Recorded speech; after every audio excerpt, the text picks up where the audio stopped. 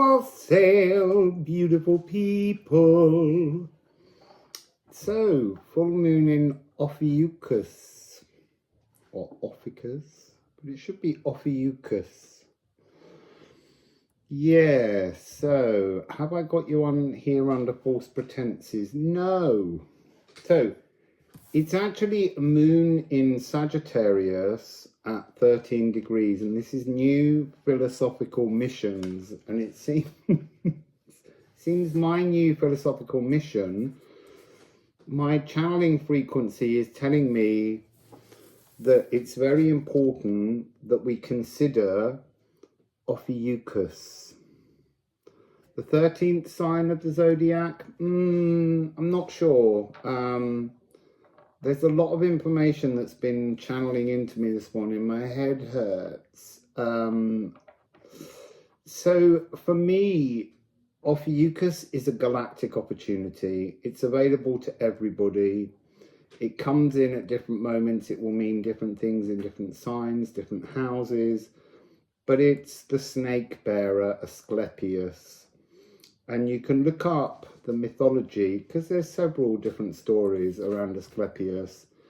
But he had a pet snake, and the snake was always seen to be cleaning his ears, but actually it was whispering knowledge to him. Or did he witness a snake carrying healing herbs to a dead snake that was resurrected? Anyway, he learned how to resurrect. And this upset Hades, and so Hades asked Zeus to put an end to it. And so Ophiuchus was put in the heavens and bears the snake, because Serpens, the constellation of the snake, is divided by Ophiuchus. So what's interesting about this, the sun and the moon,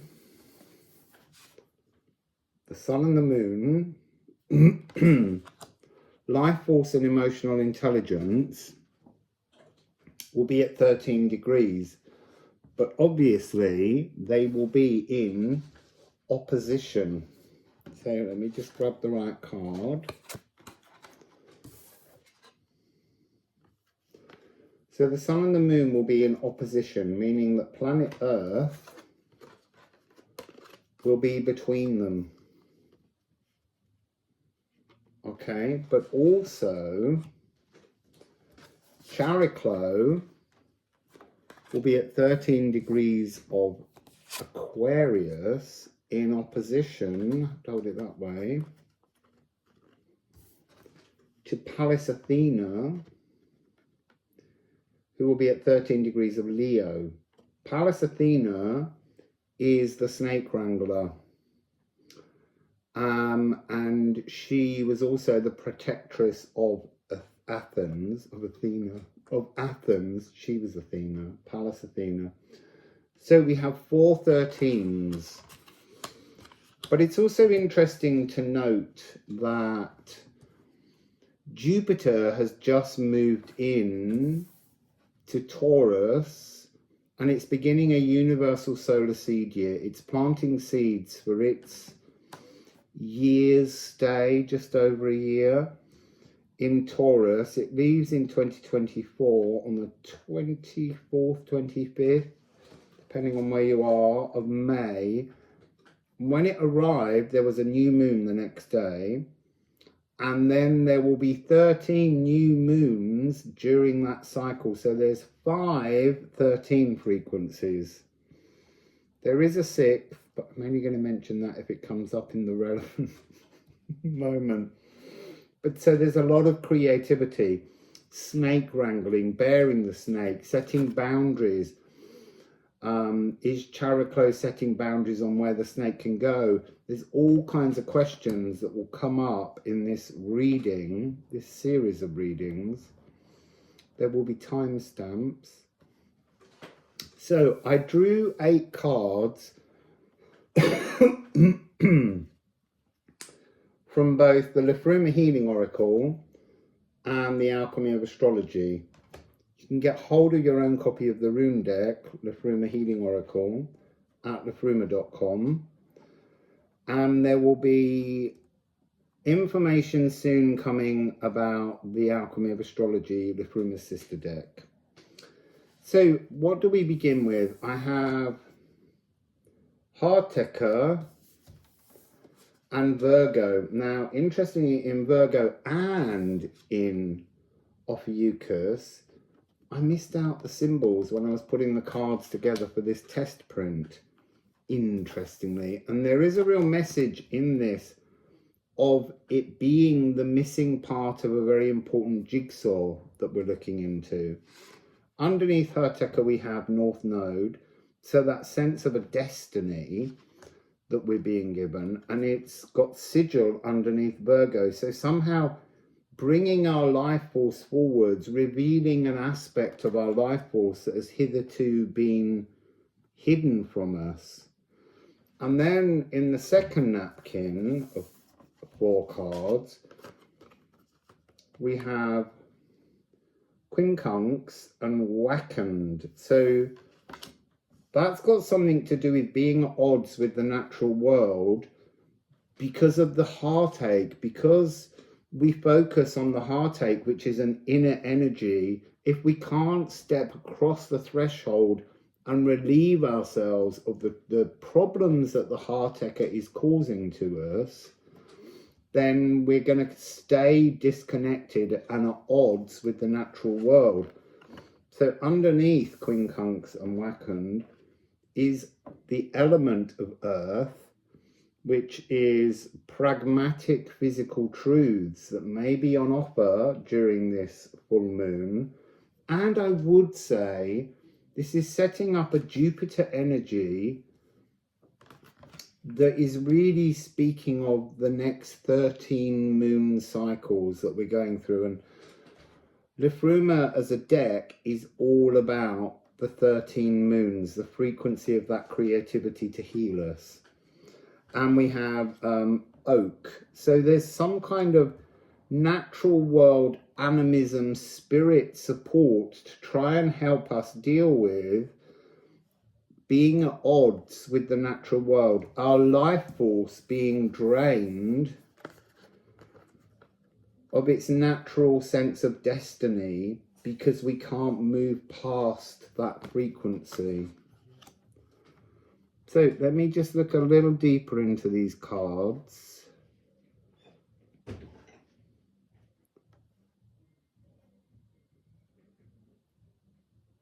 It's interesting, I'm getting this message of riding, journeying, that energy of stopping surfing pain, being caught in this, on this fiery, volcanic crest of a wave of pain that just won't seem to let go of us. It clings and wrings out each drop of love from every thought. So it really is a reading of 2 napkins, this particular one. So this energy where we can't secure our life force, but that's on offer in this full moon in Ophiuchus, to bring us back into alignment with our heart. And that would be the lower heart of Saturn, currently in Pisces. That may come up in the Pisces reading. Who can say at the moment? So, pragmatic physical truths, being supported through like a fungal network, like accepting that we are, our molecules, our very being, our physical bodies are connected to the natural world because they're made from the natural world, separate to our consciousness and our emotions, which are riding a journey inside and animating those cells. But there is a real sense that if you keep existing within this energy of pain, if you don't seize this destined opportunity that's coming towards you, this purpose, the dragon's head. Now, dragons, the worms, they are energetic streams. They are the serpent's frequency. And Asclepius bears the snake. So the snake is now on offer to all of us to seize a galactic opportunity to transform our bodies as well as our minds. But you have to grapple with your mind to reconnect it into a new body. So I had a really interesting astral dream experience last night, in which in many forms were trying to perform triggers within me, and throughout the dream, whatever was brought to me, I was just like, just do whatever you need to do. I'm not bothered. I know I can pass this test that you're putting before me, because to me there is no test. I don't feel your test because I feel secure in my astral being. And today, when I came back awake inside my body, that's when all of the downloads began in 13 frequency, with all this new information, a new way of approaching how I look at astrology. I usually use tropical astrology, but I also use heliocentric in sound healing. I like to know the positions of the planets around the sun in relation to the earth, to understand how the energies of different planets affect us on a auric, what do I want to say, like as if you are receiving energies from each of the planets, but some planets can mask and be obscured and can get in the way. So it's like which planets can most reach us to improve certain parts of our healing of our physical bodies. And yet today I've been shown a way to explore a kind of new astrological paradigm, but it's going to take a long time for that to all come through. So, anything else coming from this frequency? I want to say that the distortion between heartache and your life force runically is about sort of folding lines, there's a smoothness, there's a comfort to the pain. It's familiar, it's a comforter, it's something that's almost hugging us. And we've got to be a little bit more spiky to be at odds with the pain, to get into that energy of speaking more honestly and opposing the pains, the memories, so that we can move back into our Asclepius offering us the snake, so that we can take that snake and heal. I'm also being drawn right now to the energy of the snake being the skirt of the earth. So it being a creature that moves in swirls, and there's something about sharpening up the edges, polishing off the image. So Sigil has got these very sharp angles. Wakand has got these very sharp angles. It's about sharpening up your thought process to plunge deeper into your earth element. Now, earth as an energy element has been on steroids for the last 200 years, and now that air has taken over from earth as we moved into the next 200-year epoch, there is this sense that we have to re-establish our philosophical thoughts on what it means to be an earth seed and seeded within the earth. Where's the earth card? So yeah, it's like the grid lines, the anchors, the worm lines that run across the globe have been depleted and are being refed, and they're transforming. And so we're needing to plug ourselves and our biome into that new frequency.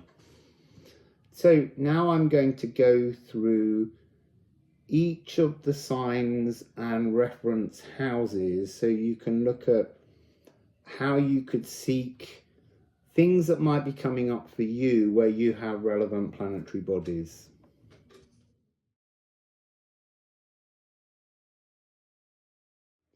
So this is house 1 as defined by the moment of this full moon in Ophiuchus.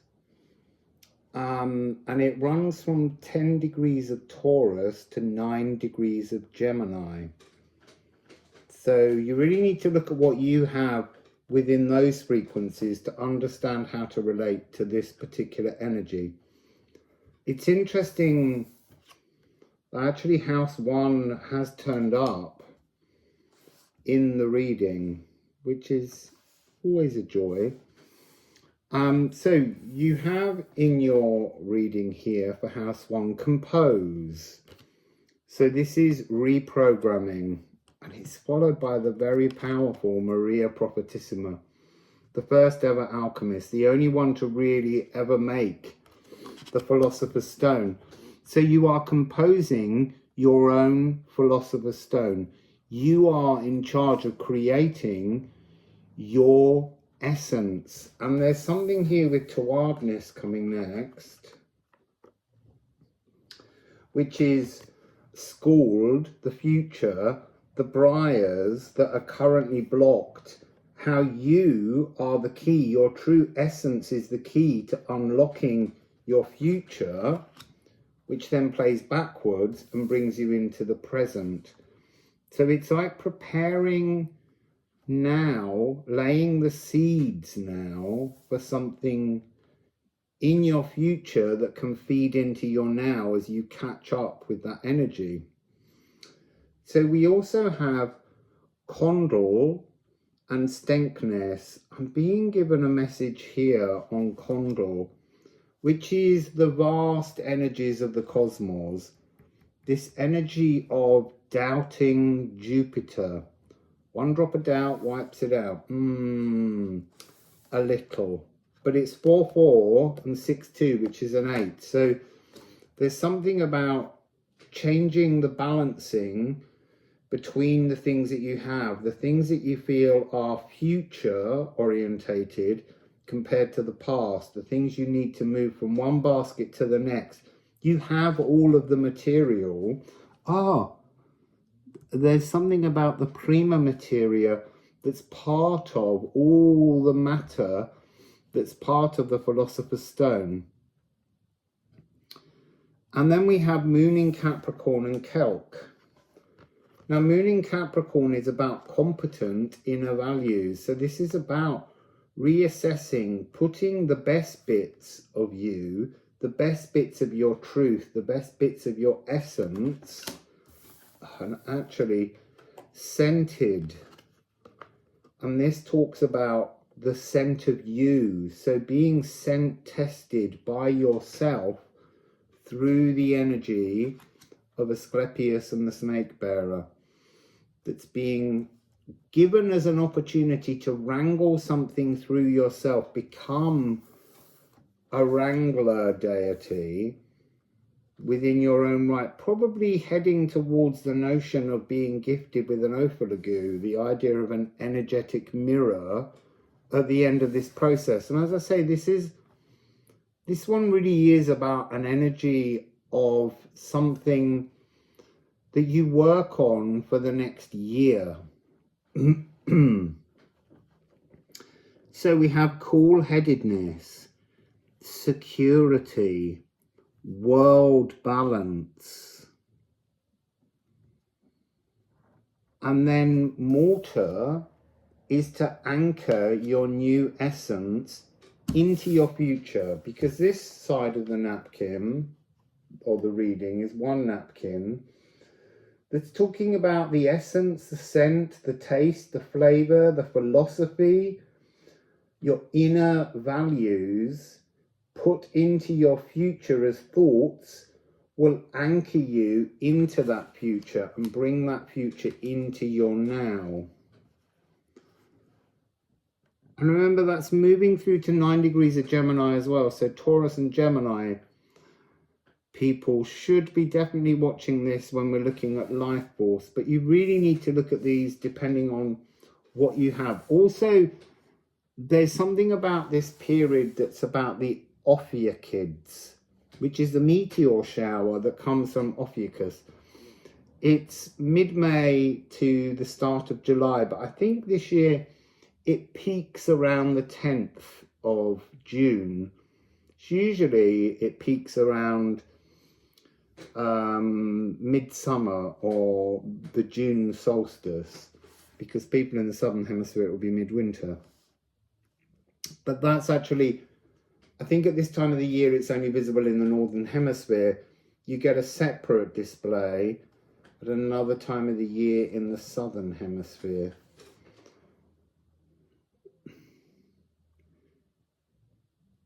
It's carrying things. I'm getting this energy of carrying things to the future, carrying thoughts, carrying emotions, composing new ideas. Oh, and also philosophical mission. Transforming your philosophical mission is part of the moon in Sagittarius, which for some, it will always be a moon in Sagittarius. And it is a moon in Sagittarius, 13 degrees. But it's also a moon in Ophiuchus.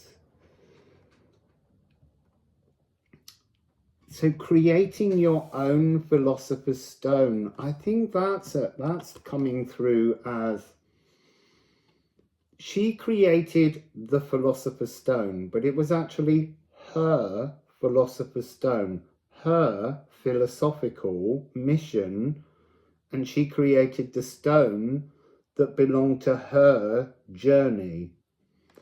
And we all have to create our own personal philosophical stone. We have to compose it by putting our essence of what we could be, what we should be, what we will be into our future frequencies. I've got Nithogir the dragon, and there's something about just face the dragon. Face the dragon. So the dragon tends to bring this cosmic doubt. It's like you will philosophize something new. You will consider aspects, compose new ideas that you want to bring forwards in your life. And Nithogir will appear and it will bring fear. Nithogir is here to bring fear. And yet I'm being told, just stand and face and then walk towards the dragon, because the truth of, oh, you see, that's interesting. The truth of the dragon's head is that it is your destiny. It's everyone's destiny to face that dragon. It's the portal, the wormhole, the dragon line that leads to your future. But if you keep becoming scared, if you think, I can't do this, then you won't do it. So there's something about overcoming fears. Just looking for other things. Essential oils. Essential oils, the scents will transform the way in which you consider and think about various aspects to compose. There's something about composing with scent will help you to anchor ideas in, because you will lock ideas into the notion of perfumes or aromas. So they're saying it doesn't necessarily have to be essential oils. It can be the scent of anything, but connect with the flared nostrils of Nithogir. Sniff the air like Nithogir. Notice the scents around you. Notice the scent of yourself. Choose how to transform your own inner perfume so that you can create, it's interesting, like the energy of, so they're saying it's almost like when we live in fear, we've gone off and we're putrefying, we stink. And so this is an energy of adjusting. So notice smells when you meditate, when you consider things, when you sit down, You may do it by writing a list of things that you feel are the best aspects of your essence, and focus on those and assign scent to those aspects, even if that is just journaling. But this is some way of connecting things in a more coherent way during this period.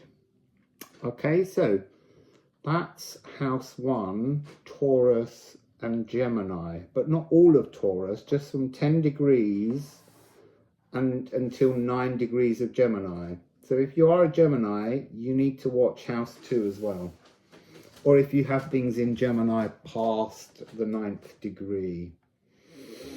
Okay, so let's move to the next.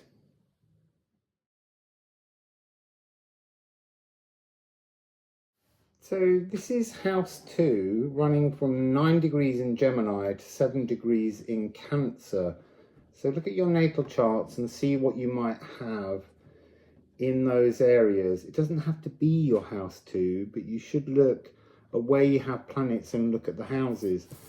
Your reading opens, I want to say, in 2 very distinct halves. The first half is a total room napkin, and the second half is a complete Alchemy of Astrology napkin. So very much working something out, sifting something from one state to another of being. And it opens with Seal, life force. And it's interesting, the sun is at a 6 degree applying orb to Juno currently. Juno is also within Gemini. Can't remember at what degree. Well, it must be 13 plus 6 is 19, 20 maybe. But so there's a merging conjunction with Juno, and Juno is all about those energies. Oh, you see, I think there's something here, Jupiter and Juno. There's something here of questioning you. Are you merging yourself with the right one?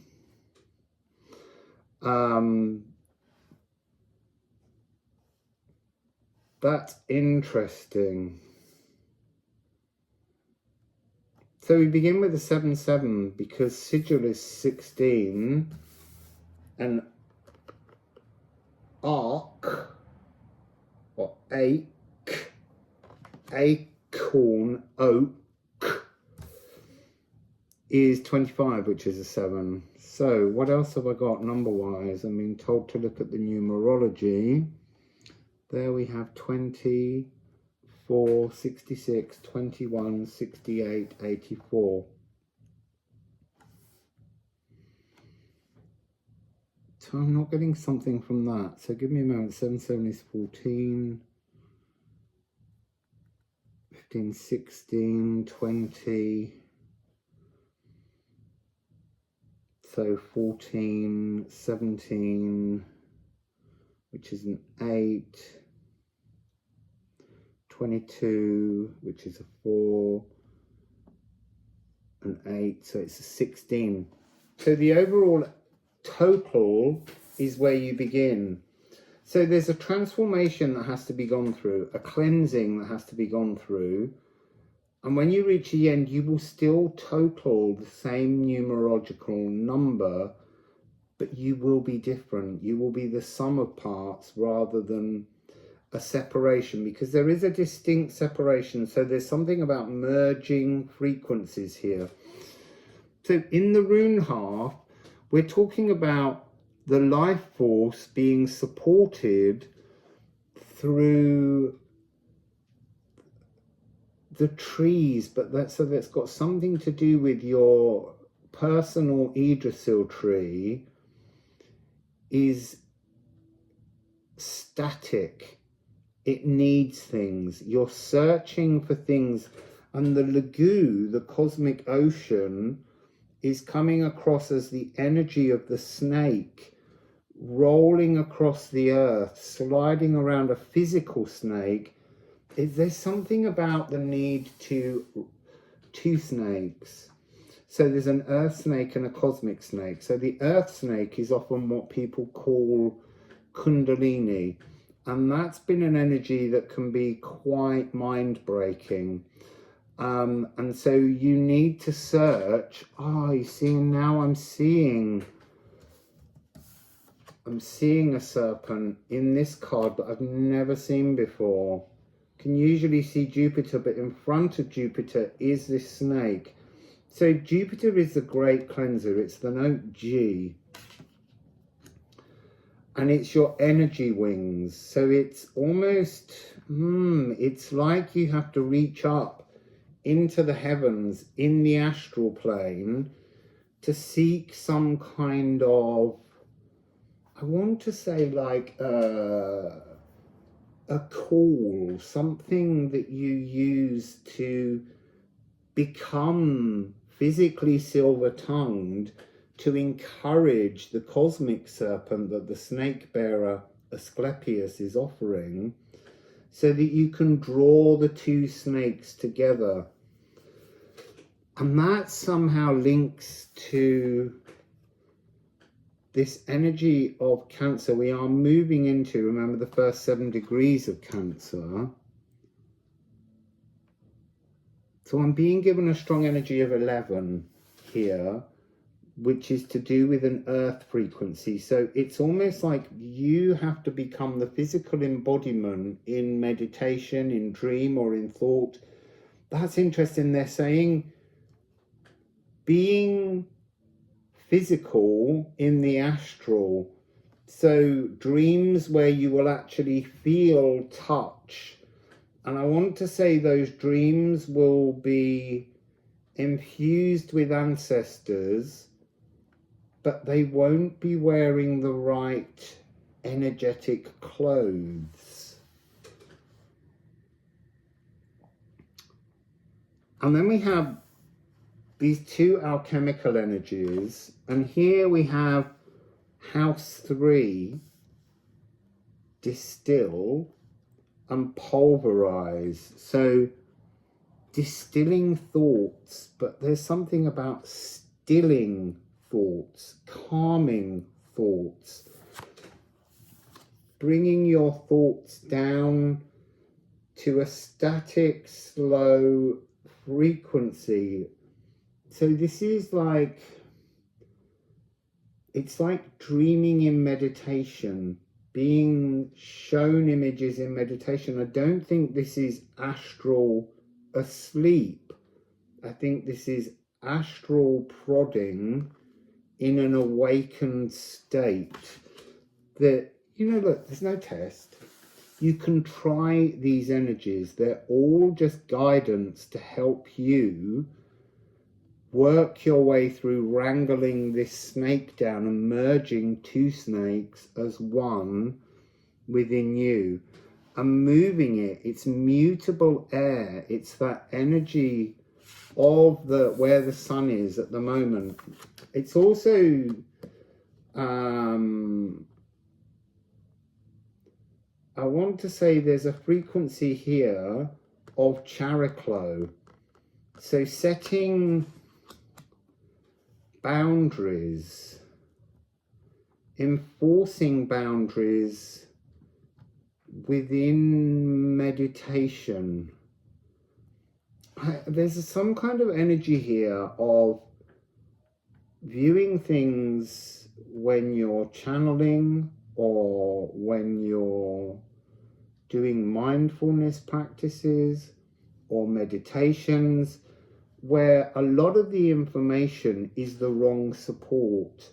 It's got an ancestral miasma echo going through it, and you somehow have to distill this down to a core truth. But that core truth will still contain distortions. And that's when you have to pick up this rock or stone. It's almost like the false philosopher's stone, and you have to break it down physically, pulverize, bring all of these there is something about energies of emotions. There's a lot of emotion rolling in here, and they need to be passed through Jupiter, the energy wings. So there's a connection here from house 1 through house 2 into house 3. So there is a journey. Now, house 1 begins in the underworld and it moves all the way through until we pop out at about house 7. But we'll see when we move through these. I mean, in many ways, this is one long journey, but you can look at the aspects that you most need to consider according to your natal chart or just your intuition. So we have the note G, and we also have A, dissolving and reabsorbing. This is distilling emotions, but there's something about removing the fluidity, seeing the staticness of emotional patterns. Oh, put them the wrong way.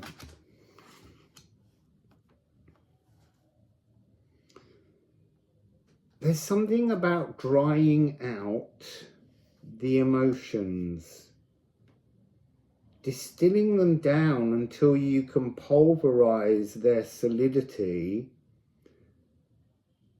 Because after all, things in alchemy are solid, liquid, or gas. So you're distilling the liquid, and what's left almost in the filter,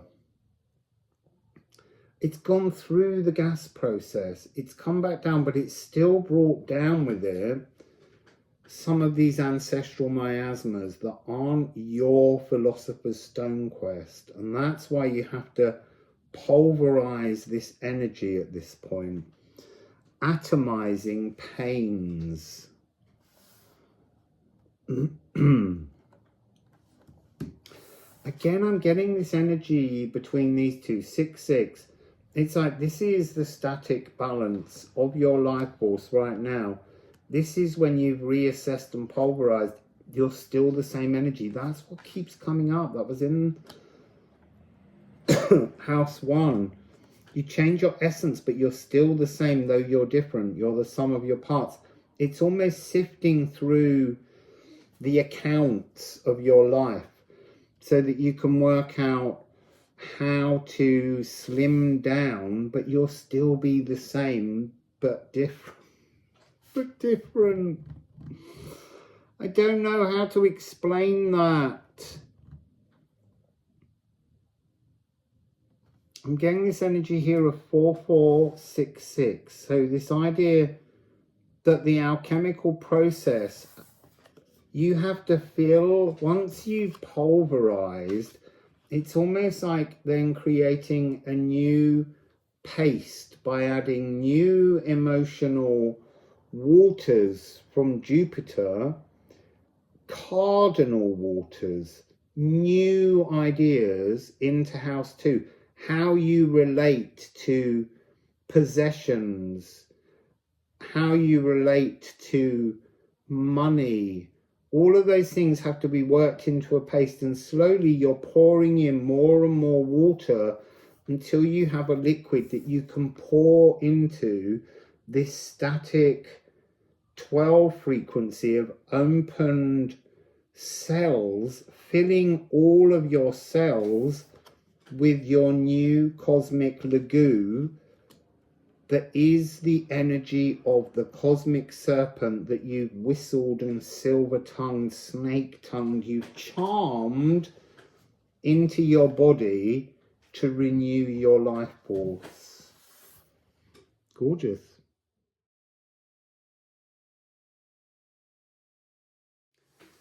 So house 3.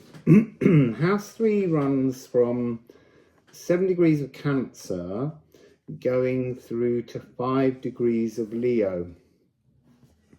So there's something about thinking within house 3. So this is about emotionally overthinking. It opens with the energy of trine Neptune.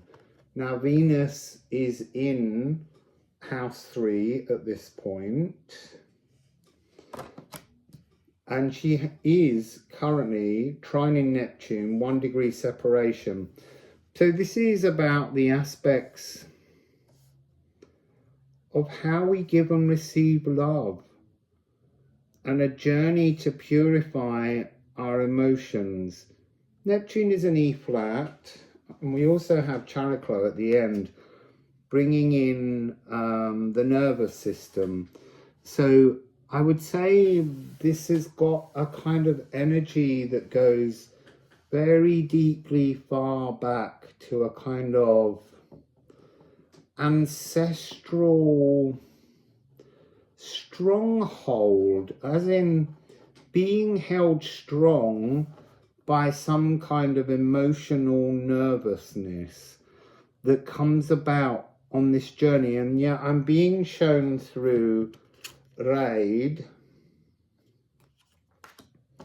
followed by Watergafal, and being shown all of this wonderful, joyful, beautiful energy. I mean, just take Neptune out of the mix at the moment and think of Venus here trining this journey of purification. It's the most gorgeous energy.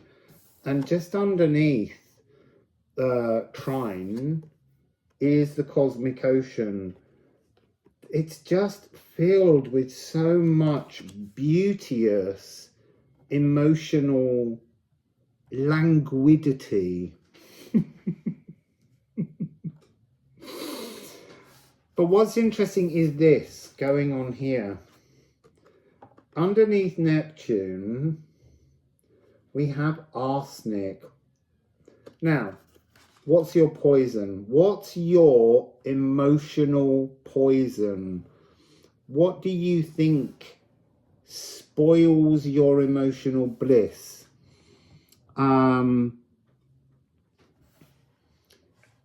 So there's an energy within this card. It's a swan transformation. So it's becoming something truer to yourself. You know, there once was an ugly duckling and it turns into a beautiful swan. So think of your emotions as being influenced by the fog of the past, and how that's giving you this, I almost want to say this is melting. This fog is being some kind of coolness applied or heat applied to transform the fog, to get the fog to drop so that you can see the truth behind the beauty of the fog that you think is love. So going on this beautiful journey, we have underneath Raid,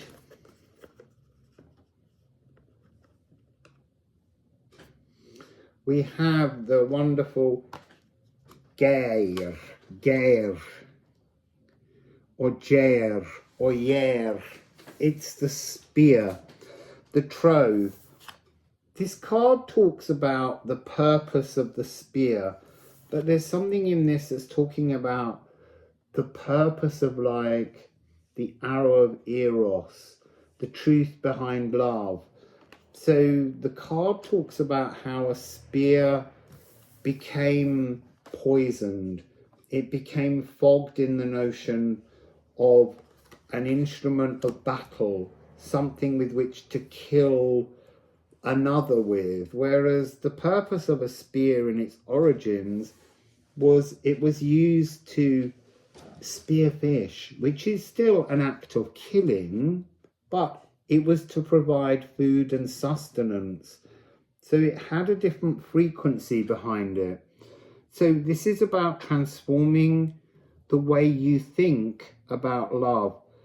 There's an energy in the arsenic card of microdosing, sort of suggesting the notion that during the next 13 moons, as you grapple with serpens, the snake that's being offered to us by Asclepius with this full moon, there's something about just try a little bit of love. just try a little bit of love in a way that makes you uncomfortable. You know, even if it's hugging somebody when you haven't been, and we haven't been allowed to have physical contact. So there's almost sort of like a distance, and this is bringing this new energy together, offering. As I was thinking that, I was like getting tongue-tied around the emotions of love, and I began to be tongue-tied with my words. This is being given a chance to move from one static place, this old poisonous, foggy Neptune frequency, and being able to move into this new, resplendent, beautiful, sparkling, trining Venusian frequency of there's a beautiful line at the end of this: samba with the cascading joy of water, ceaseless laughter. See, I can't. Clearing my throat, clearing our throats to speak up about the joy of love. Love is a huge healer. So this is harmonious comfort. This is to be at ease. This is sharing. And there is something, I think Venus is squaring Jupiter as well, just at the moment. So there is that huge expansive energy of being ill at ease with love. Love's a beautiful thing. And I'll be honest, right now I'm not interested. But maybe I need to just let that energy open. And then, as I said, we have Chariklo, the graceful enforcer of boundaries, the law of shamanic healing. Now, Chariklo, oh, of course she would come up here. Chariklo is the shape-shifting part centaur, part water nymph. You've got all this watery energy. No more centaur with shooty arrows. None of that frequency. Transform your own boundaries to soften into your water nymph. Not Neptune, but the water nymph. Because look, Neptune, he can be a really bitter bastard, really. Beautiful, sexy, but a bitter bastard. So there's something about Chariklo. Chariklo is the consort of Chiron, the wounded healer, who in this deck is the healed, the healer, rather than the wounded healer, because it offers opportunity. But so she is in a beautiful, harmonious relationship, laughing ceaselessly at the joy of the relationship that she has. So this isn't saying you're getting a relationship. This is saying start to think about the boundaries that you would place on a better relationship, on a relation. I'm not saying get rid of the old. I'm just saying rethink the boundaries within your loving relationships. And there is something in this card about the notion of two merging as one. So, and this has got this same energy. Your poison, what doesn't kill you makes you stronger. Love will not kill you, usually. Although I did just listen to a story last night where it almost, someone nearly got themselves killed for their love of another, but ultimately it brought the other out towards them.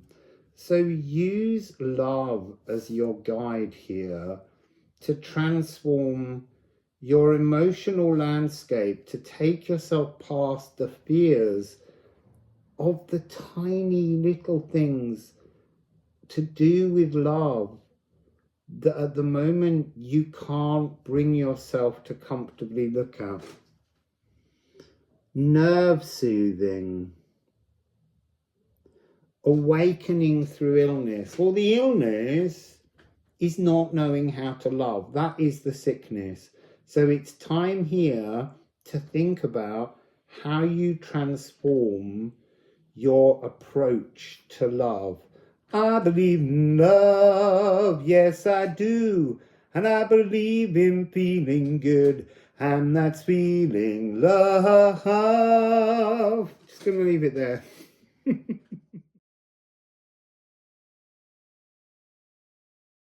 So house 4, the first quarter of this alchemical process being completed here. So house 4 begins at 5 degrees of Leo and moves to 6 degrees of Virgo.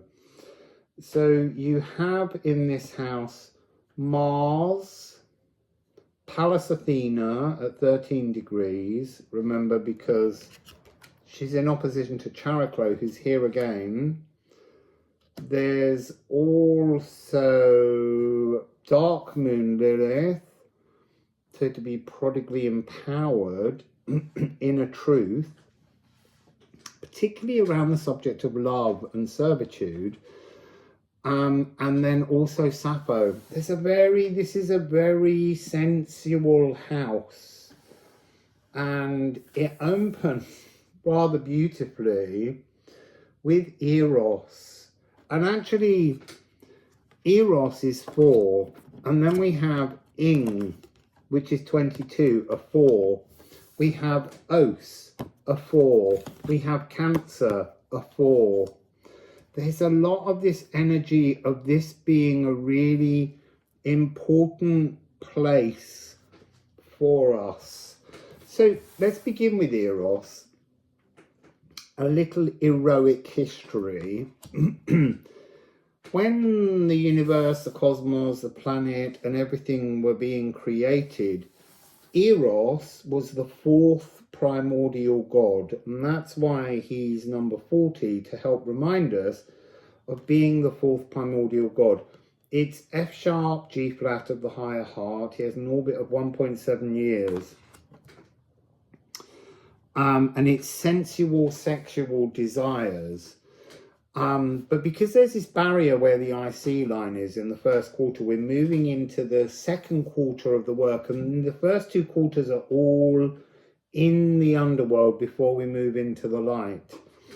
So there's something about shooting that arrow to ignite your own water meadow so that you can blossom and bloom with your water phoenix energy of Ing. There's this powerful energy in house 4 of the presence of the moon, but also the presence of a new liquid, fluid, speakable language of emotions that begin in the seat of your soul, in your sacral. And you have to use this Chariklo energy to set your own boundaries around how you love you before you can turn that round and fill your whole world with love. You've got to learn to put the energy into this place of cardinal water and reabsorbing through emotional osmosis the spirit of your truth, your new philosophical truth on your life. So Chariklo will help you to fill every atom, every cell in your being, to ignite them all with this emotional water phoenix frequency rising up. So we have 4, 4, 4, 7, 4. Which is 27, which is a 9, which is divine. And we've got at the very end of the reading, we've got waterfall, which is 5, 4, which is also a 9. So it's almost like once you accomplish this, it's the doorway through to then strike your arrows at others, to show your love to others. So the last one was about thinking about how you do it. This one's about applying it. So down here we have this Tesla magic. Oh, this is 9-9. There's so much divine numerology here. And it's leaving us, it's almost like everything's gone except this energy here of cardinal emotions, cardinal water, solutions. So taking everything static and giving it fluidity, taking everything, I see, I wanted to say broken, but everything, taking everything that was a pain, everything that was a trauma, everything that was a fear, everything that stopped you soaring, and using those embers to actually take flight in this. There is a new emotional language coming in, because the energy of love has been so deeply interrupted and bounded and hemmed and pushed away, that it's coming in a new frequency. It's no longer that kind of animal rutty frequency. It's something much more divine. So we have Moon in Sagittarius. So that's giving us a characlo, bringing love down to the earth, bringing new boundaries around the subject of love. Look at, this is almost her facing Mars and pulling Mars in. I know it's a Moon in Sagittarius, but it's how things resonate within different spaces. So here we have a minor 7th Moon in Sagittarius, which is a very beautiful, harmonious, open frequency with lots of space inside it, to be mentored by spirit. So there's some kind of guidance that's coming through this frequency. Mentored by spirit. I was like, what's that card I've just turned over there? Mentored by spirit. The key to this is your own self-actualized salvation. Unseen realms and being emotionally formless to form your new self-being in this energy. So what I was going to say before I got sidetracked was we have here the Tesla code. So we have that energy of a divine 9-9. That very powerful, but we've actually got 9-9-9-9. Got 4 9s. I don't know what you do with 4 9s. Oh, 4 9s.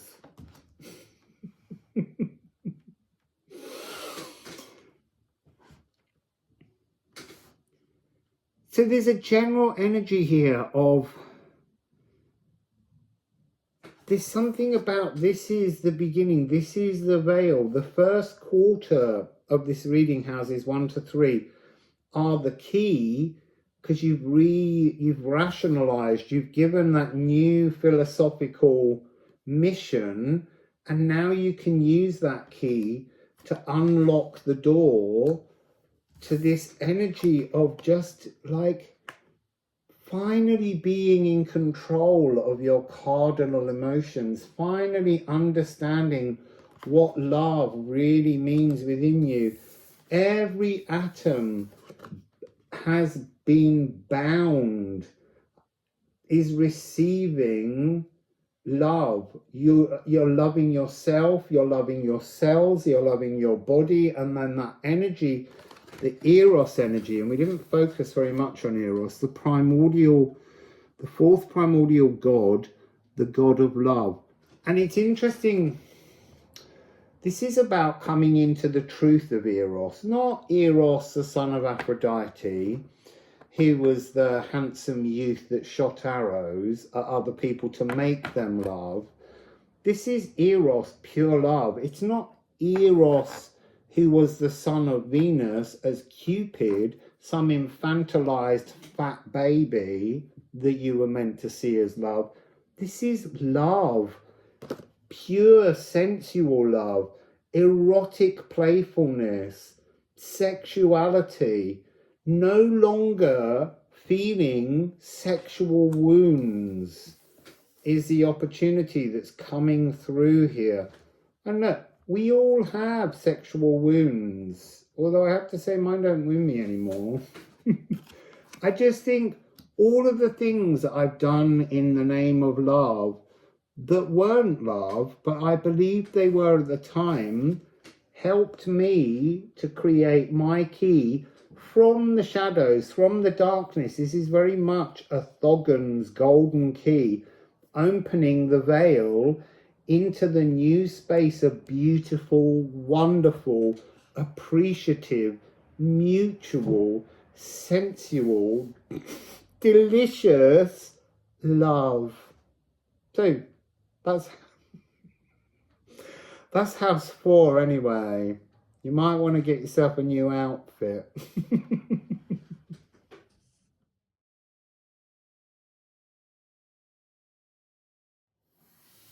House 5. So house 5 is 6 degrees of Virgo to 8 degrees of Libra. And Eros is back. There's something about this energy of playing with your newfound love for you and for the world and for others. So it begins with Condal, the macro, the universe, the music of the spheres, singing their tune. And their tune, the only card which has, oh no, we have A and F sharp. Oh, A and F sharp.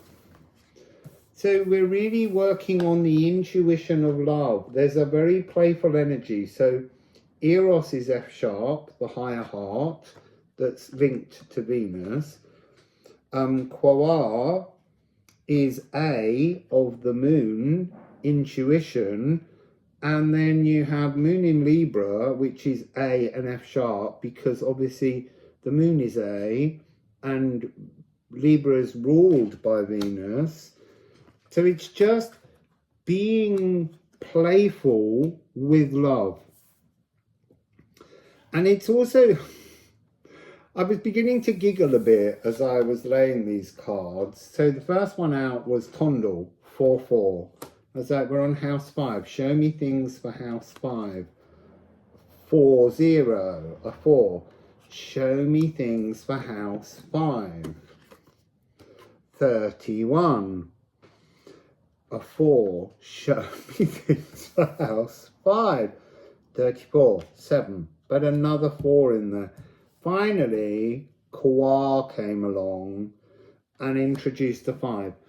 So there's something about Quar being quite an important energy. So we begin with, wow, we begin really with these two underneath each other. Quar.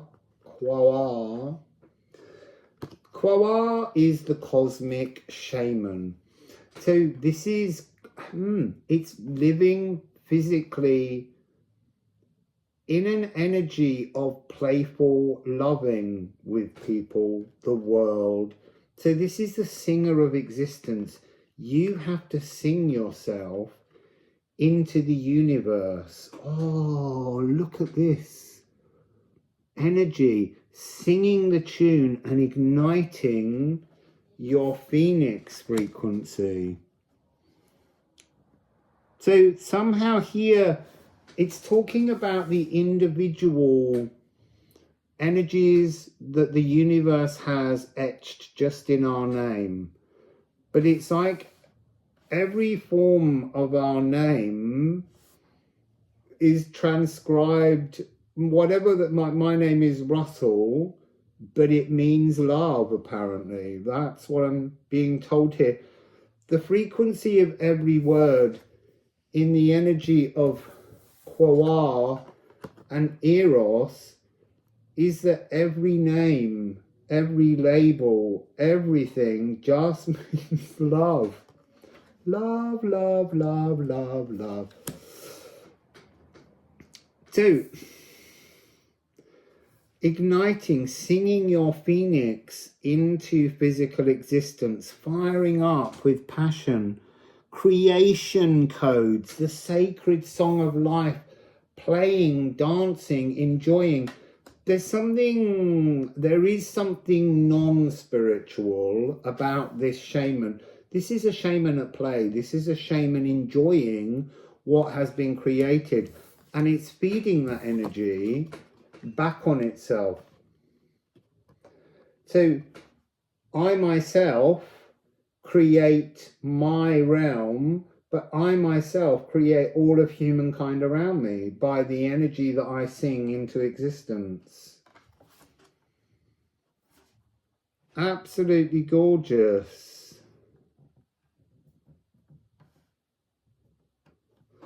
And then after Eros is shooting his arrow playfully, very playfully, and you can almost see the arrow here.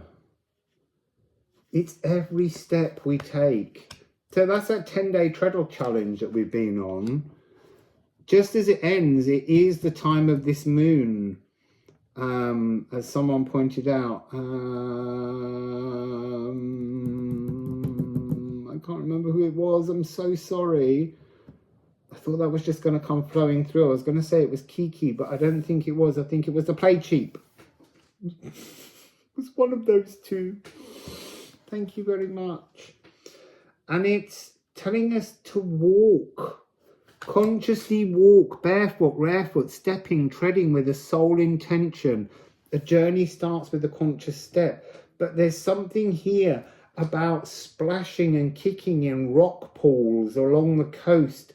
Just enjoying jumping in water and seeing emotions splash. Having fun is the frequency, but fun in love. And then as we have Moon in Libra, which is kind of bringing all of those energies together, and we are going into the first 8 degrees of Libra here as we go through this on House 5. So this is eased emotional justice. Feeling at ease with your emotions. It's a joyful energy. It's so playful. Calming comforts. Seeing love. Feeling big-hearted. It's gorgeous. And then the bottom end of this energy is like a glimpse. It's like as you walk in this House 5 frequency, this playfulness, living a life, knowing you are spiritual, but being physically present now. It's talking about a reminder you will now understand how to move towards the energy of empowering yourself to reach your Philosopher's Stone that began the reading. So it's showing you at this point we're getting ready. You're beginning to understand how you can transform things. The shoulders of giant cosmic conjurers. So this is the shoulders of giants, and this is cosmic conjurers. There's no bigger cosmic conjurer than the frequency of Quar. And you are your own Quar. You are your own cosmic shaman. You work with the energy of the archetype and you sing yourself into existence. What else do we have on here? A quantum leap, multiplication, being readied, being empowered, alchemizing, succeeding, commanding, altering. You see, I wanted to add, and then I paused, but also being aware how the natural energy of love, when it shines from within you, when you are the cosmic shaman singing things into existence, there's this wonderful, you and everything become willfully bewitched. And willfully bewitching. So what else am I seeing in this? As they're merging together, I'm seeing an energy of migration, but also of a bull. So the Taurus energy, it's like the first quarter is being brought through that spiritual growth of the first three houses, then that passing through the barrier, having the key at door 4, and then coming now into this energy is bringing with it the frequency of all that you have alchemized so far. And then there's the wide Sargasso Sea. There's just this energy of a world abundant with emotional objects. I'm also seeing a horse, freedom. I'm seeing I'm seeing lots of bird people within this Piscean card. Flying fish, perhaps. There's all kinds of magical beings, and they all seem to be rising in frequency, but it's an alchemical frequency of existence. That's what I'm seeing there. Love as an answer within Eros, radiating beauty, fixed air, mutable water. There's something about, I'm being shown Aquarius, the water bearer, and it's saying, you know, it's now time in this playfulness to pour out all of the static, stagnant, stinky emotions and go out and enjoy life, which will refill your cup, the cup bearer energy, the water pourer. It will refill the cup by enjoying your life, enjoying experiences with others, pleasures will refill your cup. It will make your emotionally sated. It will refill, it will empower and allow you to bring this wonderful new mutable water forwards to your future. Beautiful.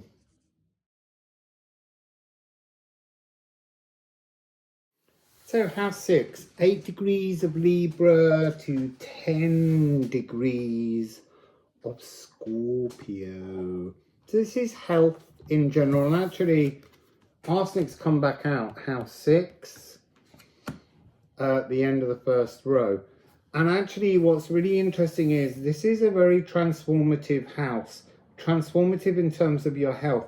This is the last one before we come out of the darkness and into the light with house 7.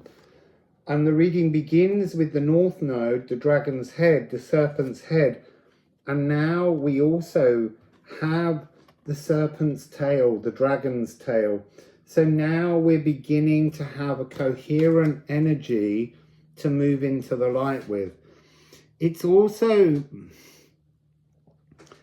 there's an energy underneath where you have to remember house 5 within house 6. So there's something about playfulness that will increase your health. So look, it began with 5-7, and underneath it is another 5-7. 5-7-5-7. Gorgeous power there. But so there's 5-7,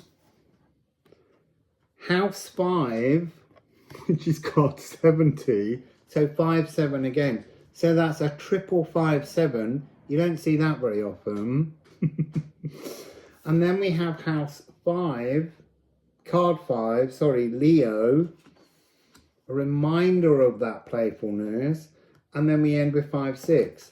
We have also got 7-1, which does just bring us another 5-7. So there's almost the energy of a quadruple 5-7. This is very powerful energy if you're going on this journey. And look, you've got 13 months to do this. The energies will remain present for you. Once the doors open on these frequencies, they stay resonating. They leave an echo of their presence wherever they've been. So when I first saw, I put North Node and South Node the wrong way around. So actually the 5-7s are bookending the lower row. Excuse me. The reason is there's also, within these two cards, I was being given the presence of a dancing, leaping lion across this card. So very much this powerful, playful, fixed, fiery frequency of Leo, remembering how to play. So the one card I haven't shown you is the next card, the Gununga Gap, leaping into the new potential of the light as we end this first half of this alchemical cycle through 13 moons. So what am I getting? This lion leaping into a new beginning. Somehow this energy of the swan transformation is about to happen now. I want to say again, what's your poison? What's the poison that you still haven't quite released? Because it has no place. It's from the past. It's underneath. It's something you came in with. It's some kind of primal habit. I don't want to say it's a primal wound because it feels quite small, but it's one of those niggling things that you don't need to do anymore. It's like a micro dose of the distance, something that's just still in there. This energy, that has to be gutted. You have to remove that final drop to move yourself into the light frequency, to have that transformation back to a better sense of restored health, a recuperation. So I'm seeing this energy of a flower frog, a frog on a lily pad. So there's something there about a cleansing that's taking place. Pleasures, magnetizing pleasures. I want to say you've got to bring those pleasures with you from house 5. You've got to bring that playfulness. Again, pour that playfulness into your personality, and that will pour itself into some kind of healing. All that's missing in this energy now is Aqua Regia. Whether that comes out in one of the light readings, who can say? But that's the dragon's blood. So that might be the next part of this puzzle. But maybe there's something here about a dragon in darkness, a dragon in the underworld is dead. It has no living blood. So this is about bringing the pieces back together of your health, of your body, the coherence that needs to exist between your mind and your spirit and your body and your biome. Magnetize those together, pull those, draw those together. There's something within the transformation alchemically between this symbol and this symbol, and all being part of the frequency of the Gununga Gap. That diamond in the middle and these legs.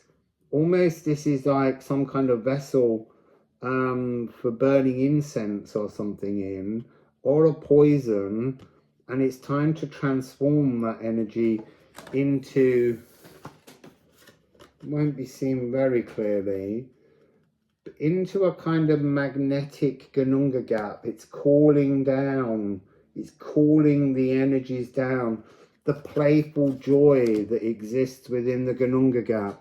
So there's going to be an improvement in digestion.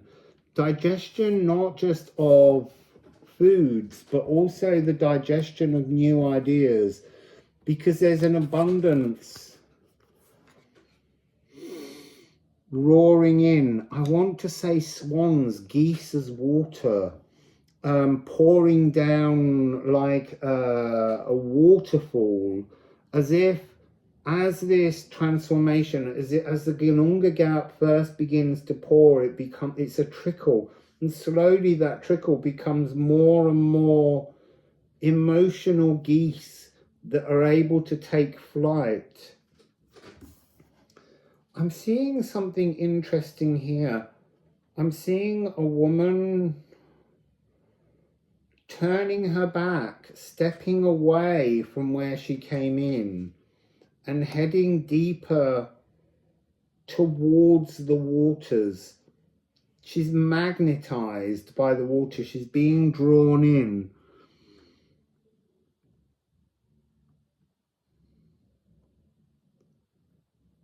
There's so many things. I want to say I'm seeing an astronaut.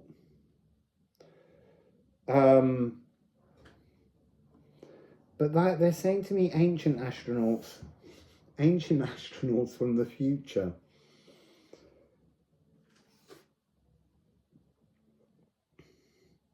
I'm seeing a lot of figures dancing, and there's something, because they're all, there's so many cells, there's so many circles. 1, 2, 3, 4, 5, 6, 7 circles here. 8 if you look at the stung rune. 9, 10. There's something about the cells dancing, like there's a new tune in your very being. Catabolize, shift.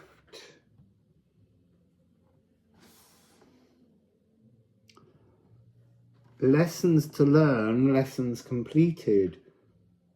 So transforming the energy, there's something where you have to turn away from where you came from to face where you're going. Again, that energy of facing the emotions of something. And just being given this leaping. Oh, that's interesting. Regulus, the fixed star, has been moving. It's now in Virgo. There's something about this is giving me that energy of the new astrological coding that's coming in. Where was the coding? I read coding just now. Was it in this one?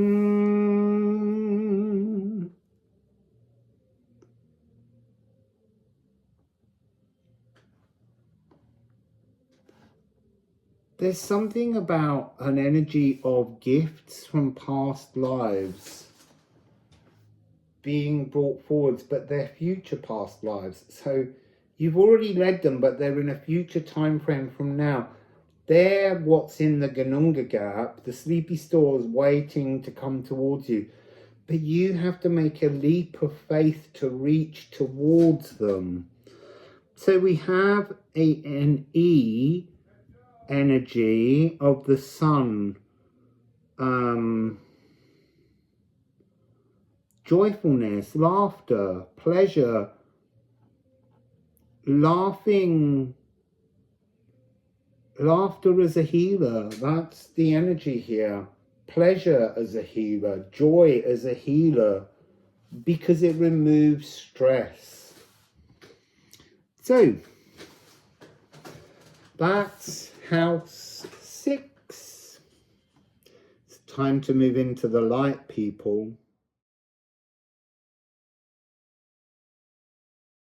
So we're at the gateway to the light. So the next 6 houses will all be in the light. This is house 7, which is 10 degrees of Scorpio to 9 degrees of Sagittarius. It's house 7 and it's partnerships. And there's something about this, because we've got, weirdly, we've got spirit has come out again, self-actualized salvation. And this is this idea of this key. And this is the key into the light. So there's something about turning the lock here on the darkness. And it's interesting that we also have the inner troll. It's just an ember now. It's got this energy, the phoenix forming frequency. It's also got at this other end at the top, we have aqua vita, this very tragic spiritual cul-de-sacs, the false remedies, and they feel with Pluto just underneath them. Remember, Pluto is retrograding at 0 degrees of Aquarius at the moment, but this feels like a very old energy that has been in ancestors, an energy that has been compressing us. And this is sublimation as a alchemical process. This is the energy of going from solid to gas, skipping through the liquid somehow. And yet there's something almost like this old has to be removed. There's something very liquid in this spine card of Pluto.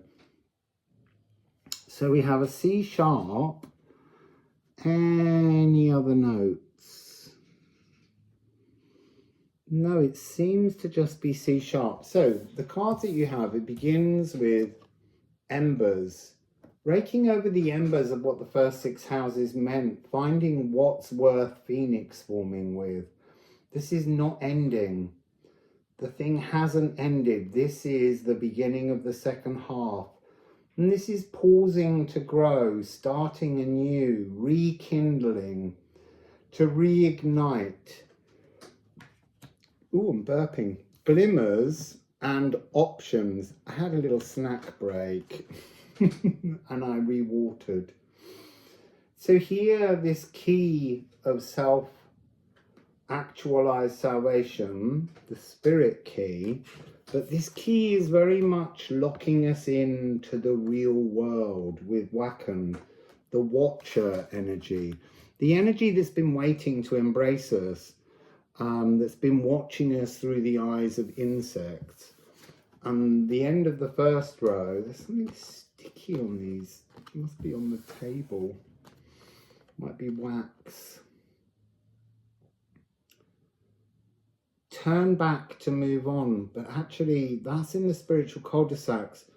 This is an energy of moving on, moving forwards, but turning our back on the past, old, ancient, inherited stories. So the bottom row underneath embers is the night. What are the nutrients that are in the night? There's this wonderful line, evoke the resolve from the lands of the midnight sun. Light will return and dissolve darkness. That's exactly what this process now is about. And we have purifying. And purifying is house 10 at the moment in this set. And this is about polishing our image, soul ablutions. So that idea of cleansing and washing and purifying, cosmic ambitions. What are the ambitions that you now want to bring into the light to transform your future? And it's coming with Perth, the rune of the cosmic surge. This is like the renewal of your Yggdrasil tree, the new spark. And ending with Pluto, but Pluto is about to begin a new phase. It will retrograde back into Capricorn and come forwards, but it will be eventually returning for 20 years to Aquarius. So there's the promise of this new energy. Now you have Psyche inside here, and I would say that this, although this is a house of partners, there's something here about making a partnership with the world. And that's where this first step begins. Psyche, when her sisters trick her into looking at Eros, and we've had Eros in so many of the other houses, this energy of primordial love, Psyche goes walking to search for him, and she can't find him anywhere. But it's actually the natural world that helps her when she goes to Aphrodite and asks if Aphrodite will show her where Eros is. And Aphrodite sets her 3 tasks. And it's the natural world itself that helps her to complete the task. So there's something here about poking over the embers of nutrients within the ground, digging in the soil. I don't mean physically, but sort of bringing air, bringing space, bringing spirit, bringing truth to the roots of your personal Yggdrasil tree. There's something about this card which is about not being mournful. This is about that inner trolling energy.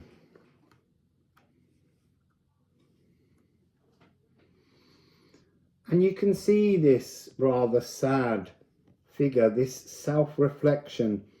Self-reflection is not part of the key to moving on.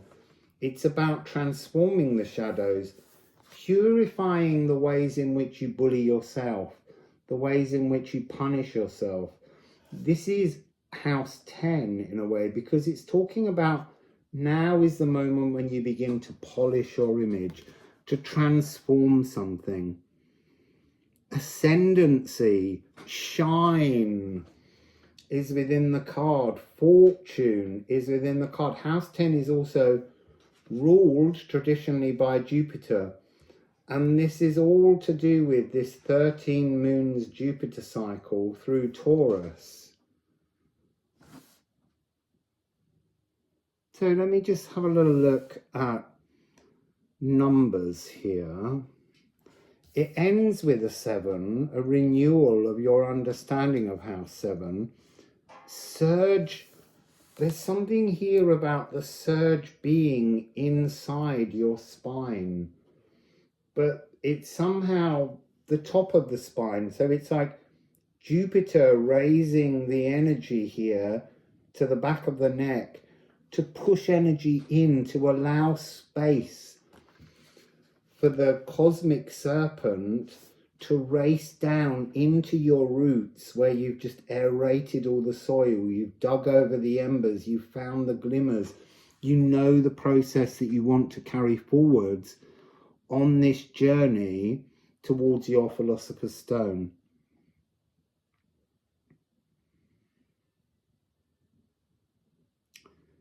So I'm just looking at numbers still. There's a lot of high-end numbers. There's a lot of alchemy. So we have 1, 2, 3, 4 alchemical symbols that are needed here in this process. So within the embers again, there's this energy of Thogon's golden key of life. This notion that within our shadows, within our journeys, within that world that we've just been through, in the dark energies, the ones we don't reveal while we work on them, now we have all the material to open the key to the light. So you can see a small figure here. This is the future of what you will be. The Jupiter energy wings are beginning to grow now to create. Jupiter I always call the great cleanser, the great purifier, because it cleanses all the other energies as they pass through the frequency of the energy wings either side of our body.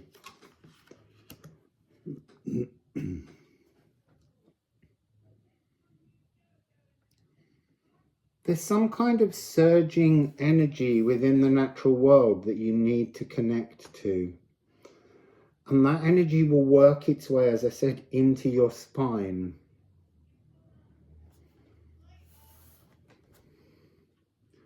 I'm constantly being drawn to the spiritual cul-de-sac card, the liquid courage. It's almost like there's caution and danger within this card, but I get that sense that when we've had the arsenic, this is the beginning of the swan transformation. Don't look mournfully back. Look back cheerfully. Look back praising all the things that led you astray, because once you've identified them, they become the springboard to moving forwards. What is fascinating me about this house 7 here is there's no sense of it being partnerships to do with a lover or a business partner or family.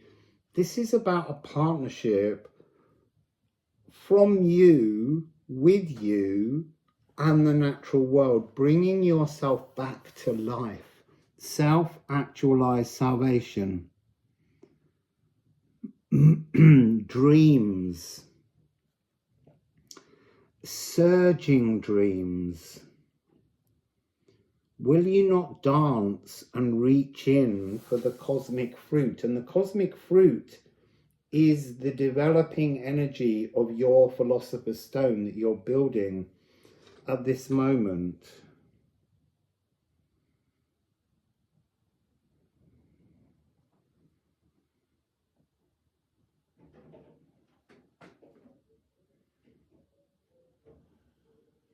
So I'm seeing, weirdly, a golden phoenix reaching down for the symbol. It's almost like, if you think of this symbol this way up, it has that frequency of Neptune's trident. And it's like that fog that dissipated over the last 6 houses, that energy where you couldn't see the truth because you were lost.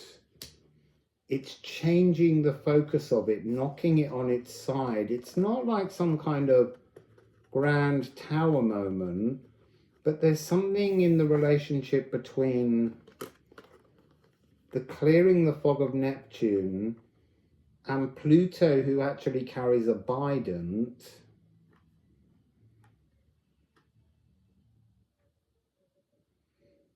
Being the transformation. It's almost like you knock this down and then somehow you go down into your roots to aerate them, and this becomes the frequency of the surge working down your spine to ground you, to earth you in the real world.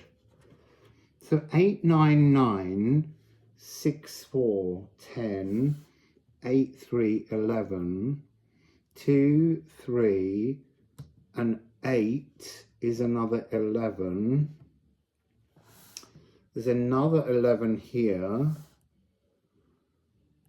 And then there's a 12, a 5, and a 7. So there's a lot of these moments of the 11-11 frequency coming in. I feel like I'm missing something. Oh, there. Oh, that's amazing. So 8338.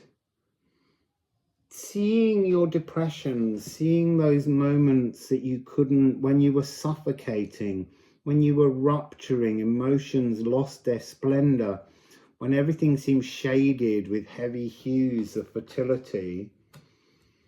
Turn that mirror around. Turn the aqua vita, which means the water of life that comes from trauma, so that it's your advantage. Connect with the real world. Make this your journey forwards. So that's gorgeous.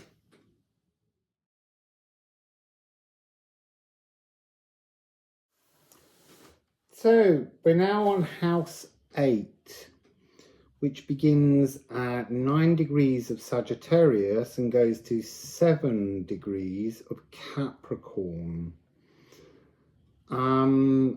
And this is really the house of completions and new beginnings.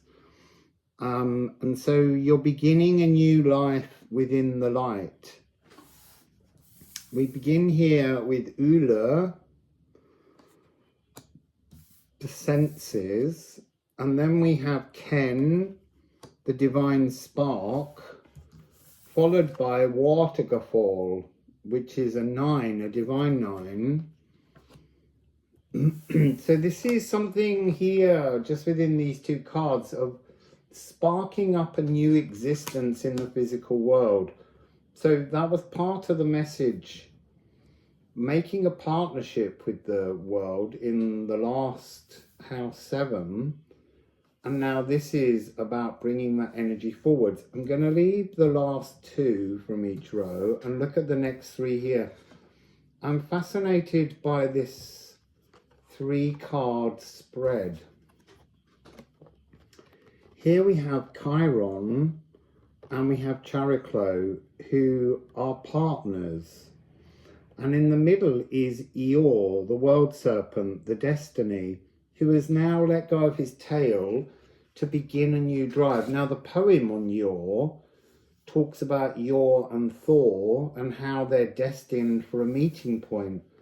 There's something about this being the new frequency of the nervous system, destined to meet with the old, to transform it. And there's something within the last 2 cards. We have the solar eclipse, which is a 13 frequency.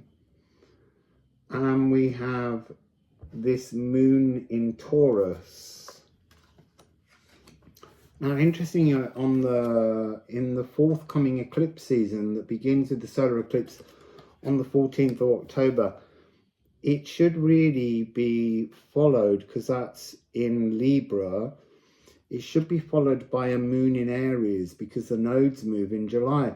But I believe it's followed by a final moon snuck into Taurus. So that seems very time prescient, that during this, that particular moon cycle will be a very illuminating, will bring this soothing energy together.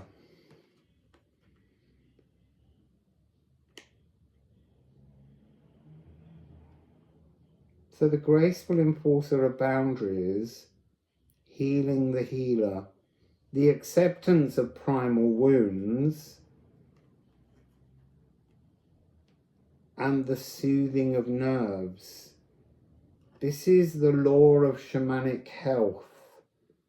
And that's a gift, a destined gift, that must be moving towards us all as we work through this 13 moon cycle. So feeling 686, feeling into the static for the changes needed to create a new divine spark that will trigger this house 8 purification process attached to this new moon in Ophiuchus. So what else am I seeing here? This destiny is a completion. This your frequency is a destined stop point on the pathway through this cycle. This is reminding me that we have to remember that this isn't some quick fix. This isn't something that's just being gifted to you because I picked up a couple of oracle decks and I'm telling you a load of nonsense. This is about a 13 moon cycle of healing through Jupiter's expansion of the physical world, the expansion of the emotional world, the expansion of the intellectual world, and the expansion of joy, comfort seeking. But there's something within this card that's actually about comfort, acceptance, feeling a sense of being healed. It's going to be fascinating when we get closer to that solar eclipse and we look at the Ianus Geminis. Oh, interesting, this goes into Capricorn, and Capricorn is the Janus-faced arena.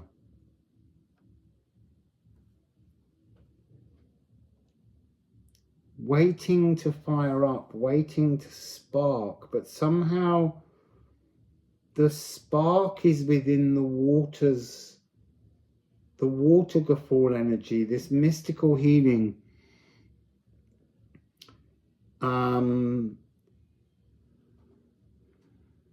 It's about ending cycles to transform. So the waterfall card speaks about how water can erode.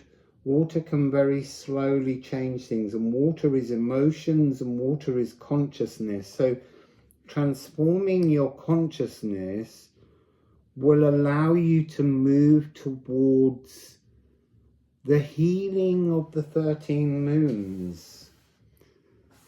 We have an energy here of 228 moving towards the destiny, and then this 29 is suggesting arriving at the destiny.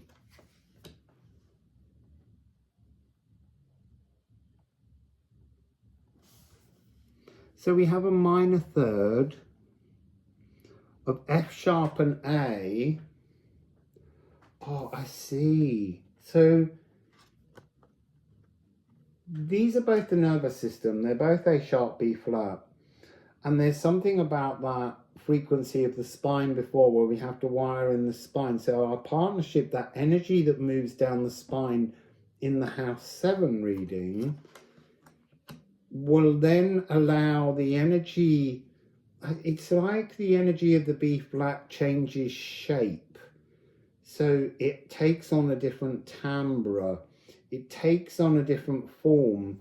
And then, because there's somehow about when this characlo energy first takes over, it will seem to clash with the comfort, because we'll have this A sharp, an A and an F sharp. So this minor third will have this dissonance layered over the top that will slowly work its way through intuition into the heart as these two it's like having two different nervous systems. As they come together, as they conjunct, it will bring an inner peace in the sound healing frequency.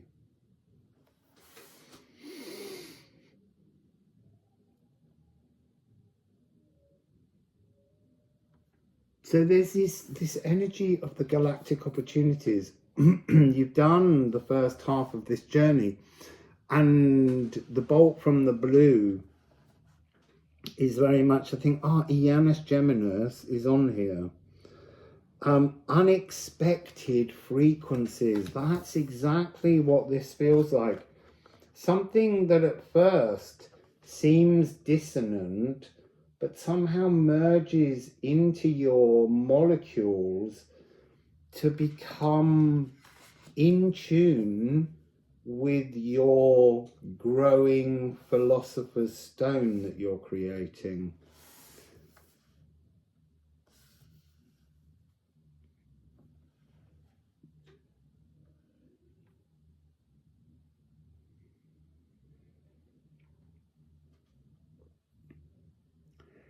There's something about Chiron's energy moving backwards, as if the version of Chiron, the version of your nervous system, because Chiron's always very close to Neptune and all of that icy, foggy, primal, wounding discomfort.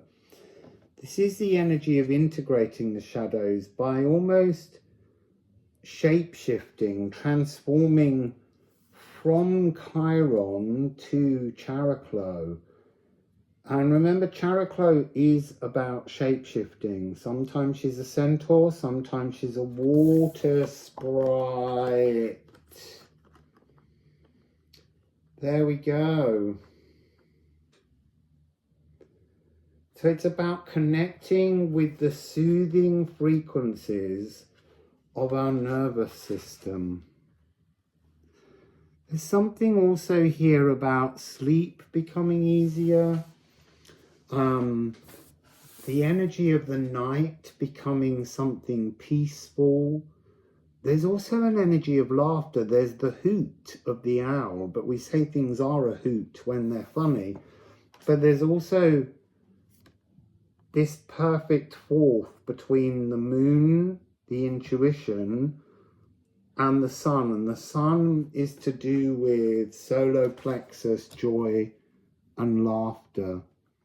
So this is looking like things are brightening up as you move ever closer towards your Philosopher's Stone that you're creating.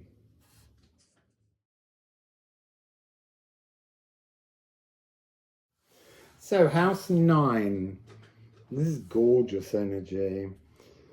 House 9 begins at 7 degrees of Capricorn and goes to 5 degrees of Aquarius.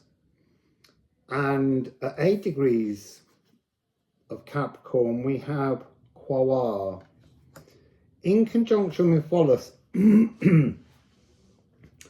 It was interesting that while shuffling, I was getting the energy of Pholus, but Pholus didn't appear. But what did appear at the end was sextile, and actually Quaoar is currently in a sextile at this moment with Saturn. And there's something, I kept hearing the phrase soothing an old friend. So this energy, it's phenomenal. So this is exploration. I explore, learning new things, and this is the last part of the third quarter, just before we hit the midheaven. So we're now opening with this wonderful energy of Yana, followed by Liffruma, followed by Watergafall. It's just, this is absolutely sublime energy. It was so beautiful. They were the first 3 cards out. What do I see here? I see you binding yourself to love. It's not quite complete yet, but it is such a beautiful frequency. Working with the energy of Frigg in Norse mythology, who weaves destinies. And this is, I want to say, weaving a new destiny with an old friend. And I think the old friend is life in this situation, having new joy, because we have this energy of removing, retrograding, removing something from Saturn, the restrictive energies. And Saturn's in Pisces, the energy space in which to release things before a rebirth. But this is exploring, penetrating, acknowledging, fathoming out. I want to say that this Quaoar being in sextile, it's like Quaoar is reminding Saturn of how Saturn was once the cosmic shaman himself. And somehow over time, and Saturn is very much associated with time and Kronos, the energy darkened.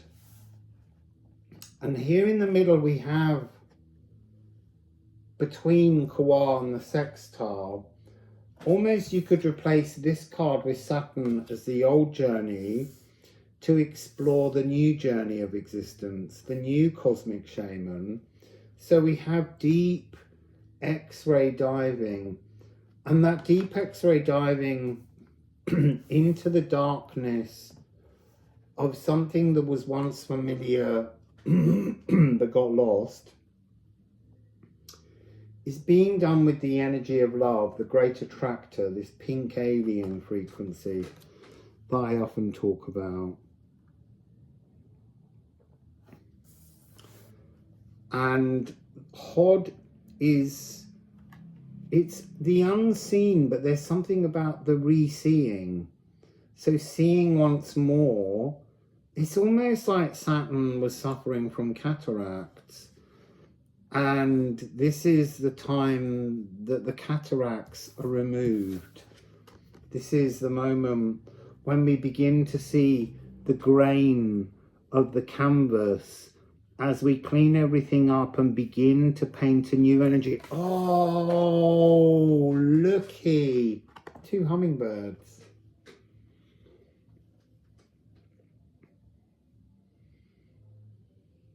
So the top row begins with the renewal of love through the hummingbird. But it involves digging around a bit at our own history, maybe exploring our own history, but exploring our own history with purification, with mystical healing, with that sense of anything we dig up now is a flirtatious opportunity that brings us yet another step closer to our Philosopher's Stone that we're making. There will be a sense of intensifying emotions. So Moon in Scorpio. Now, I have to think here because I think there might be an error on the card. Moon is A. Scorpio is ruled by Mars, so there should be a C on that card. And also Pluto, which is a C sharp. So I must remember that I didn't transform that. So here we have a triad. We have a realm. A, C sharp and C. There's something deep that needs to be penetrated within that card. There's a lost, wild sensuality that Saturn has relinquished with age. And so this cosmic shaman, the singer of existence, the true mystical experience, is here to penetrate into that old way, to remove the dissonances, to smooth out, to make the eyes wide open once more, to see something more keenly, to be more friendly, there's something very sweet and very gentle and very light about all of this energy, except for this frequency in the middle. Here is an old path, a story that was that isn't.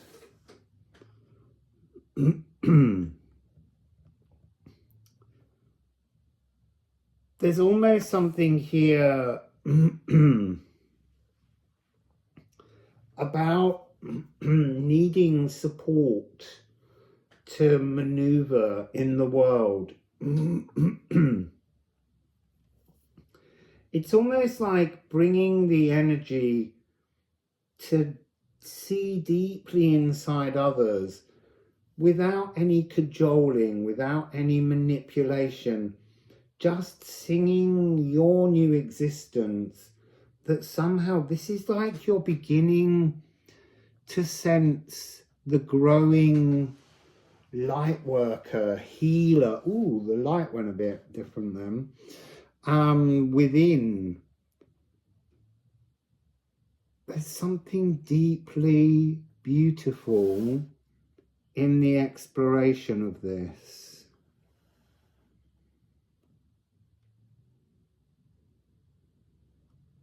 Just glancing around.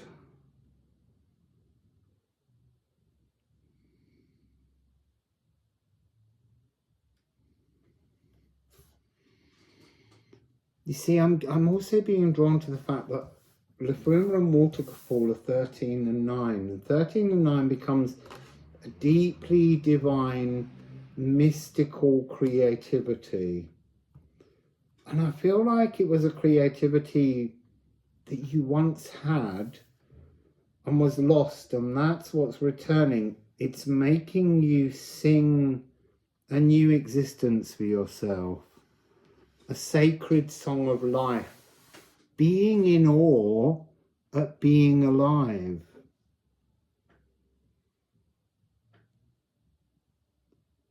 I'm also picking up 14 frequency, the song of the whales at the start of the year, Cetus, the 14th sign of the zodiac. But we won't go there now. But I am getting that sense of beginning a new song, almost like the tune of the whales became mournful, or was assumed to be mournful for Saturn's aging, and how this is about singing, realizing that that song is actually a song of comfort that is transforming as this new energy purifies. It's really lovely, really beautiful.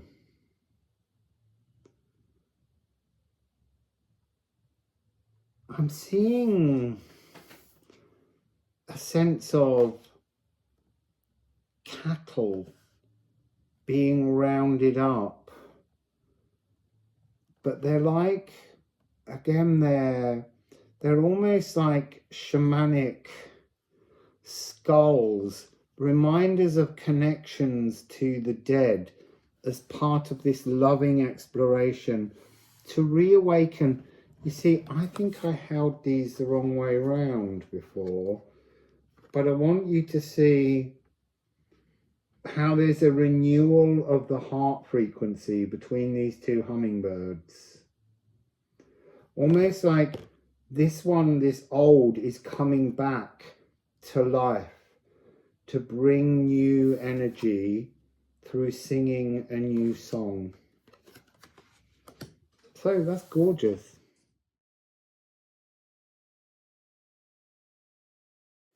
So, house 10.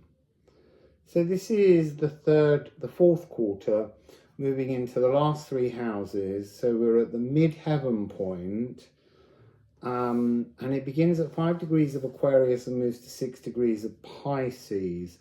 And it begins with Psyche. Psyche is just separating from an opposition with both Mercury and Uranus.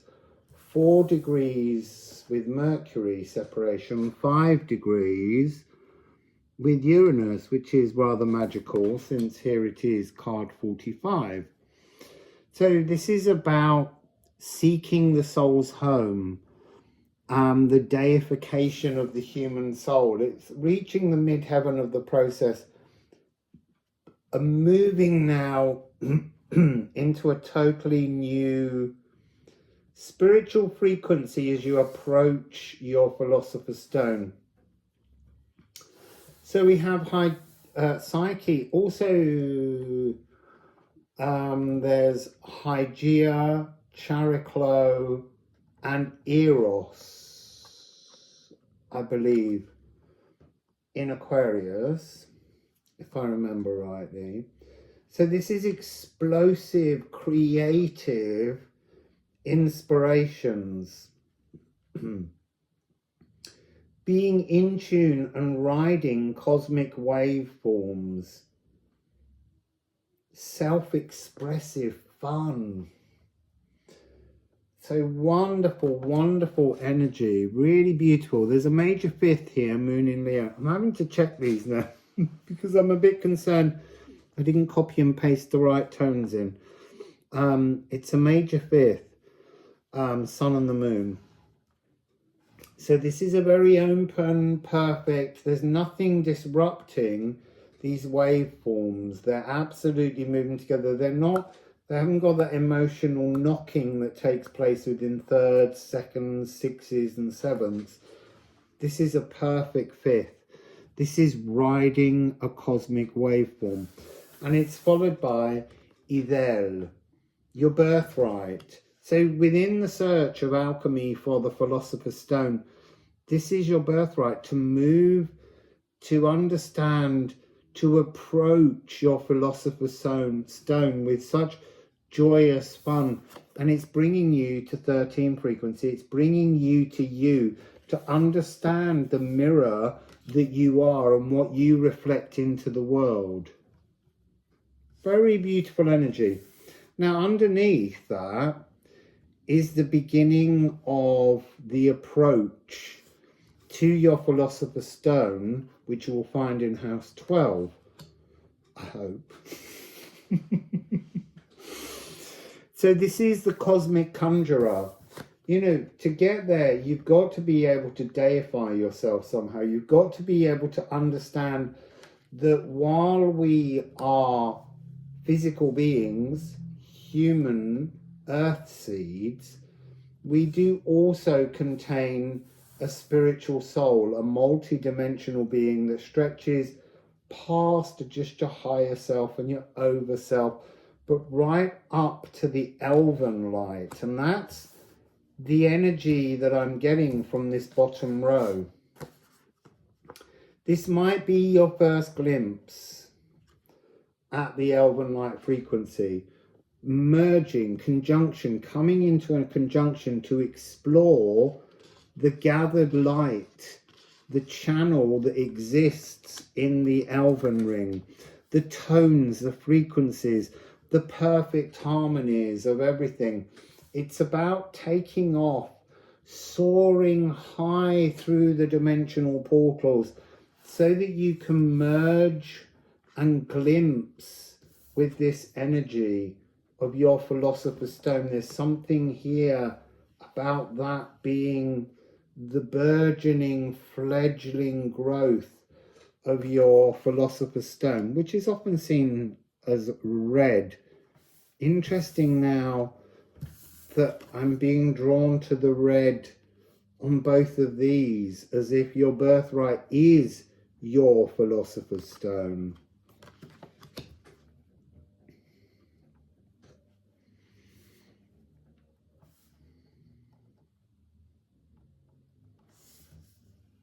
Merging focused attentions, mutually intensifying, alchemizing, commanding, alive and eager, desiring to dive and drink in the new. All the old gold has dulled. What was before just has no shine anymore. Where you're going is the new glimmering, shimmering, shaped world. Again, I'm returning to that riding the cosmic waveforms. There's an energy as well of this will be such a sort of divine, magical, deep sacral moment. Oh, we've got D as well from Psyche. I forgot about that. A, E, D, but we could have D, A, which makes another fifth, and then the energy of a second, or you could make it a seventh. So this is not fully perfect. This is just a moment of glimpsing in, beginning to understand how to go into that conjunction, coming together for a change, being in the heart of magic. Really gorgeous energy. 13, 12, 11, 10. That's interesting. 13, 12, 11, 10. 13, 12, 11, and 10. So there's something about returning to a place you know, glimpsing the banquet, the feast, the gathering of all living beings that all sing as part of the chorus that creates the music of the spheres, that allows the tonality. This is a moment of flying in and witnessing that divine energy.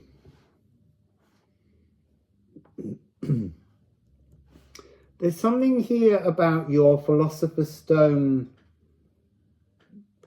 glowing, I don't want to say in the wrong colour, but glowing blue rather than red. It's almost, there's an energy within this of wanting to be boastful, wanting to communicate sacred arcana, and that's why it's a glimpse.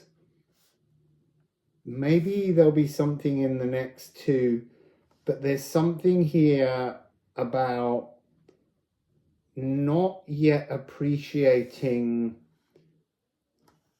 inner secrets. There's a sense here of the temptation to show off, the temptation to feel spiritually superior, and that's part of the energy. It's like this frequency, the spiritual gathering, that all beings, they know this. They know that we all have this and we have to go through it. It's not erroneous. So it's not something we beat ourselves up about, but this is really talking about a moment where I'm almost being shown the rising, and then they're focusing on the zero, the merging, and saying you're not able to merge with this frequency yet. It's a glimpse. And it's interesting, it's in two halves. I think the first reading was an all-rune napkin and an all-alchemy of astrology napkin. This is the other way around, moving through the journey, transforming something, but being knocked off focus. I'm seeing the neck of a peacock, and peacocks can be guilty of pride in spiritual terms, the showing off energy. They're not really, they're just very beautiful creatures, but it's an energy that can be associated with them, and that's what this energy is here, of soaring towards, glimpsing at the elven ring, and just being knocked off your perch a little bit. Not in any kind of horrible or vindictive way, but in a knowing way, knowing that that first moment inside can trigger spiritual narcissism, spiritual egotism, sorry. Spiritual egotism to rise in us, and it's expected. They know it, they understand it, they get it. You go into the heart of magic and you want to share that because you want others to experience it. I'm hoping as we move on, there'll be some kind of answering message to that frequency. But they're just saying, enjoy the ride and enjoy the fall.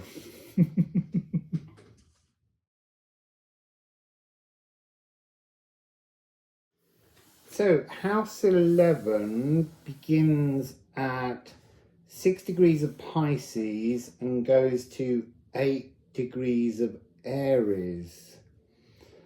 So Saturn is there at the beginning of Pisces, but he's also at the end of this reading. And there's something to do with the sun applying a square, and Pluto has been in a long sextile. So this energy of house 11, it's interesting. The top row in this one was all runes from Liffruma, and the second one is all alchemy of astrology, but Psyche is here again. It seconds out round 2, but this is the interesting part. This time Psyche approaches this task with a whole different mindset, and it made me giggle because it's unbound from that Mercury, that kind of silver-tongued energy of talking too much. This is a much more humbled and understanding approach to this House 11 achievements house that's taking place here. So we have unbinding your old psychological patterns. So I'm seeing an energy at the very beginning of understanding a deep sacred connection to animal spirits, but also nature spirits. I'm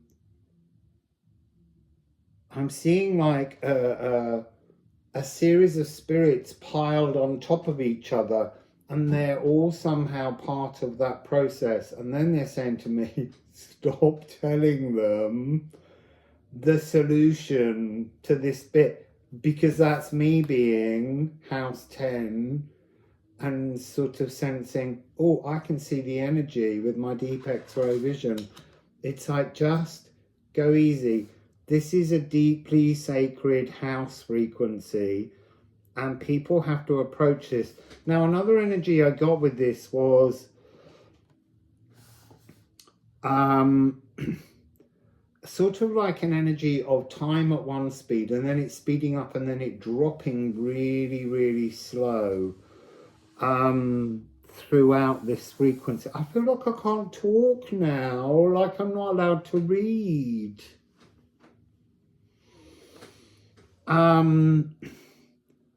Also, in the top row, there's a sense of filtering, psychological filtering. Oh, Loki and Mercury. They're both that sort of mercurial, cheeky, saucy energy. But they're talking about that being how they use the mercurial energy to poke, to mock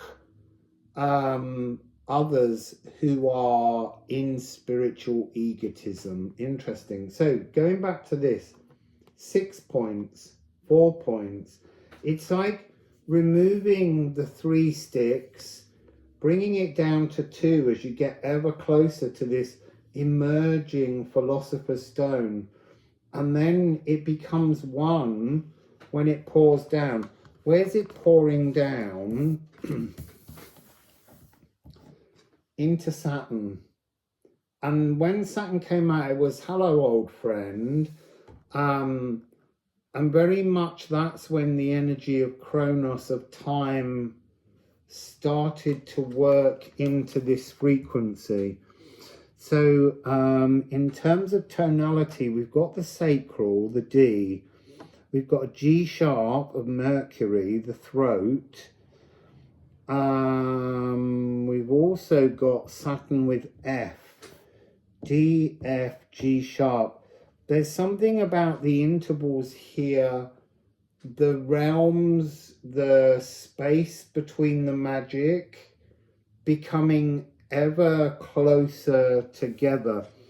And we also have underneath the exploration, besting bête noires, Scorpio, seeking to better your shadows, seeking to have solutions to old psychological patterns coming through here. So this is separation, redeeming truth. That's connecting into Saturn.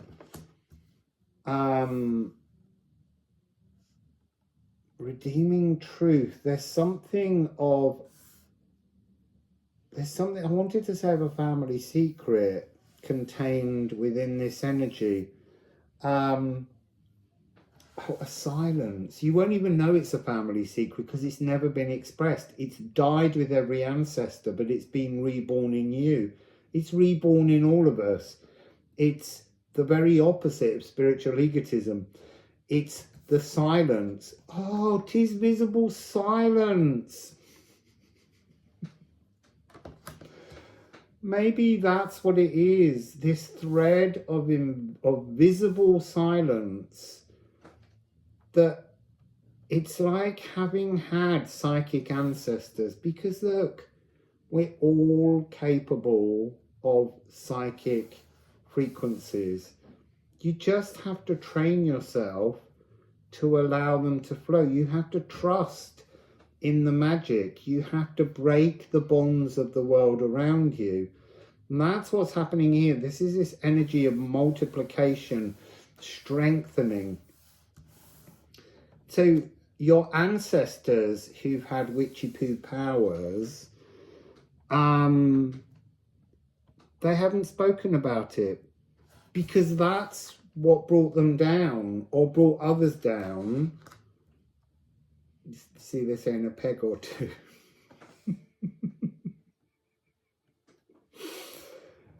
And that's why it's sacred arcana, because when you go into this, it's like they're saying to me now, you blagging about your dream you had last night, that was sacred arcana. It wasn't something I was supposed to share. But that's difficult for me. I've had that. I've had that with spirit before, where there are things I know and things I'm not supposed to say, and they're usually quite clear on it. And I think what they've done is they've now given me the free hand to let my silver tongue roll off when it needn't. So, returning to natural world love, animism. So again, that's going back to this early thing I'm not supposed to talk about. It's like it's a thing with animals, and they're all different stages that are part of the deification energy of glimpsing. There. I wonder if they'll push me backwards now. Oh, that's really interesting. This is the oldest metal, lead. And quicksilver. That's something to do with this transformation of speed. The movement, the fluidity, a liquid solid. Now they're saying careful what you say. I'm so sorry. But I thought that was my job, to share bits of sacred wisdom to help people. Hearing others, hearing them. Oh, I don't know what to do now.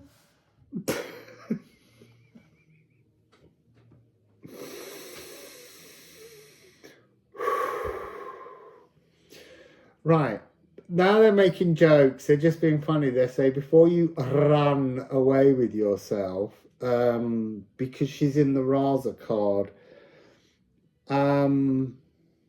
Yes, so apparently that's your reading. I don't even know. Am I going to be able to say anything in the next reading? Because it's the last one. I've worked very hard all day. I was up at 6 and it's 8 o'clock now and I'm still working. So what's that? 14 hours I've been at this. So, moving on.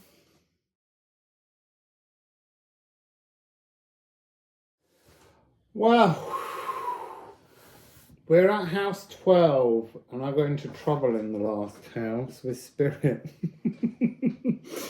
So this is absolutely beautiful. House 12 begins at 8 degrees of Aries and ends at 10 degrees of Taurus.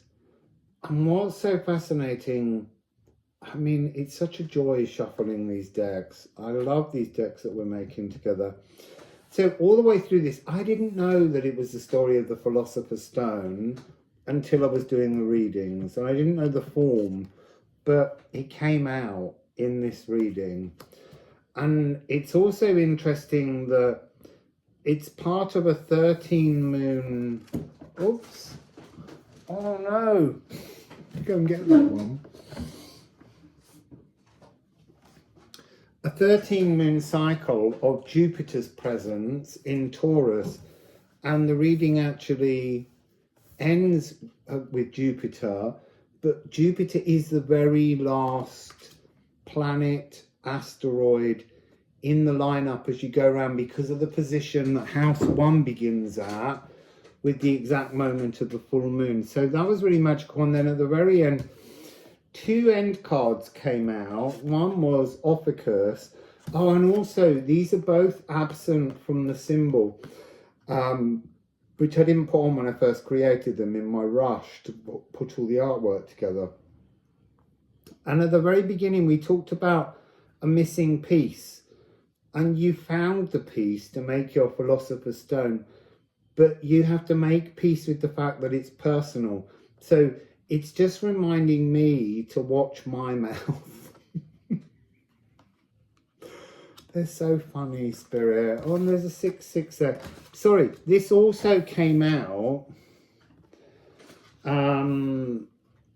Sorry, there's 8, 9, 10, 11, 12, 13, 13, beginning and end. There's a lot of magical numbering in here. Anyway, so the other thing that came out was Philosopher, and Philosopher is interested in the law of unintended consequences, but they were just kind of saying that the bolt from the blue can also be, you know, watch what you're saying. Be aware that it's just as easy for the snake bearer to bite you if you don't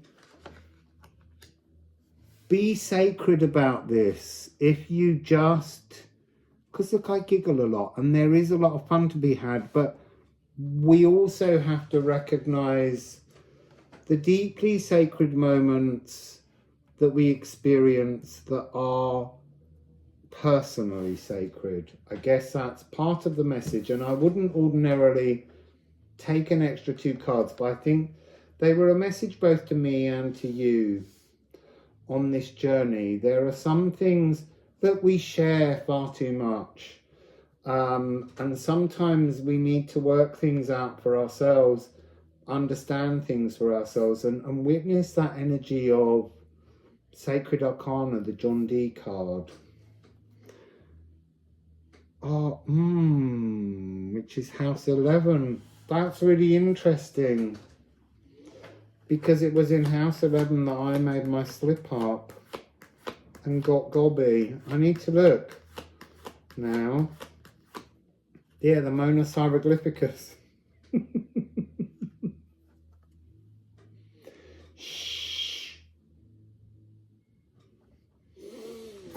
So that is the card of secret wisdom, sacred geometry, and arcana. And arcana means sacred secrets. So let's go on to this reading. I think I've explained everything so far. It began with the opening energy of rot. So this is to decompose old patterns. To reach the Philosopher's Stone, you have to decompose the old patterns. They have to be rotted. But there's a very strong energy within this whole reading of the natural world, more powerfully than most. So we have here Make, environmental wisdom, and Wakand, again, that thing I mentioned in House 11 that I wasn't supposed to, is part of this magical energy. And that energy is part of the basis of the Philosopher's Stone, which is House 12, core magic. Not core magic, but core magic. So we'll come back to Make. What came out first was this energy, this 13 frequency, this energy of the creativity within decomposition, the energy of how nature removes things, moral burials, renewing nutrients, skin shedding. And then Chariklo came in not as an energy of us, but as literally an energy blocking entrance to the Philosopher's Stone, because this is a deeply guarded, personal, secretive energy, and she was just coming along as a barrier. You have to pass some kind of test of silence. Again, the visible silence. Here it is. The visible silence allows you access to the Philosopher's Stone. So some of the things which I have shared with you over the years have been the energy that has been this. It's been striking me with the law of unintended consequences. I have to remember what I can and can't share. And you also, we all have to remember what we can and can't share. Oversharing is spiritual egotism. So stop it.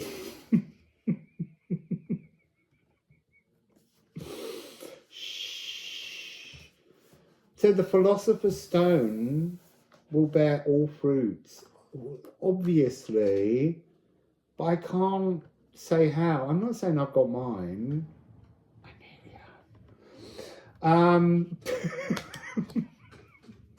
I will say they're laughing too. They're telling me I am handling this much better now that they've put a very... They're like, she's not always... She's not always the gentle enforcer of boundaries. Apparently, she can be very, very fierce. Don't get on the wrong side of Chariclo, all right? Oh, especially with Phallus. It's like the war of the centaurs. So look, you will bear fruits. So let's go to Make, because that feels a safer card. This is cosmic egg hunting, environmental wisdom.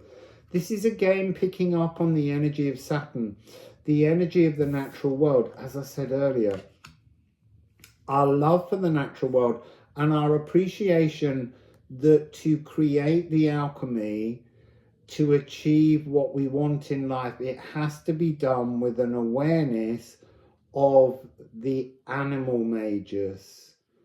The magic within creatures. This is the this is the well-tempered warrior. The well-tempered warrior, not the blaggy-mouthed warrior. So this is an orbit of 306 years. So they're just poking that one in me to remind me that that's the energy connection with the natural world. But you've got to somehow reach for that divine aspect, which is a 9, and is not here on the table. But we do have 4777, which is a 25, making a 7. Okay, so they're telling me that there's a magical formula in that, and if they give it to me, I'll just share it. So 4777 has some kind of aspect I'm not allowed to talk about. So 66. The found element that you can't reveal from Virgo, it has to be squirreled and catalogued away in your refined mind. It's been distilled, it's been condensed, it's been rarefied. The essence of you has been sought and found in the cosmic egg hunt. Standing alone. Oh, because in the Rapa Nui egg hunt race that they do, you then become the divine channel for the community for a year. That's not what I'm seeking. I don't want to be the divine channel community. Okay, 6, 6, 6, 4, 2. So this row is a series of 6s. So whenever I get a series of 6s, I'm very aware of the importance of the animal kingdom to remind us that we are part of the animal kingdom. Okay, so they're now saying, so a little correction, the animal realm is not separate to the human realm. That is also spiritual egotism. 666, the number of the beast, is actually the spiritual realm where all living creatures are assembled, or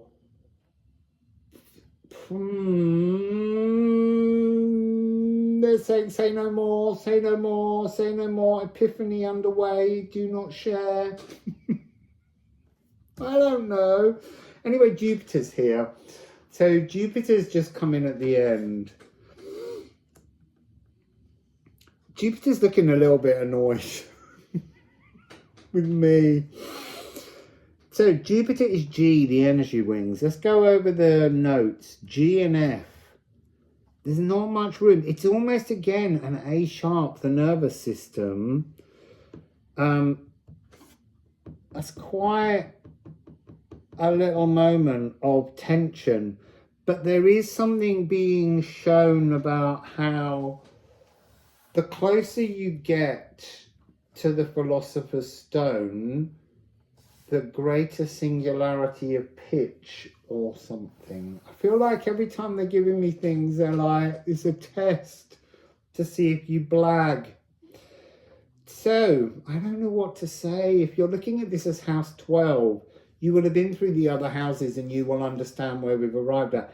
If you are Aries, or the beginning of Taurus, or, you know, the second half of the beginning of Taurus, you're just going to be thinking, well, that wasn't very fair. Everyone else got a really decent reading. I would suggest going back and having a look at the other readings. So they made me look at the time, because look, it's now 13 minutes exactly on this reading. I don't know what else I can share with you on this. It feels like I'm being told to just shut this down now and leave you with the entire journey that you can experience. How you look at it, whether you look at your houses, what houses you have where, it's all laid out there to help entice you towards achieving your Philosopher's Stone and bearing the fruits that are on offer in 13 frequency. Oh, so now they're pointing to that to me. They're pointing out about the fruits that we bear that need to be dropped because they need to be decomposed and given back to the earth as nutrients for the future. There we go. That was your final message. Wassail! If you want to join in the Healing Oracle fun, then pop across to liffruma.com, where you can purchase a copy of the deck for yourselves. Wassail!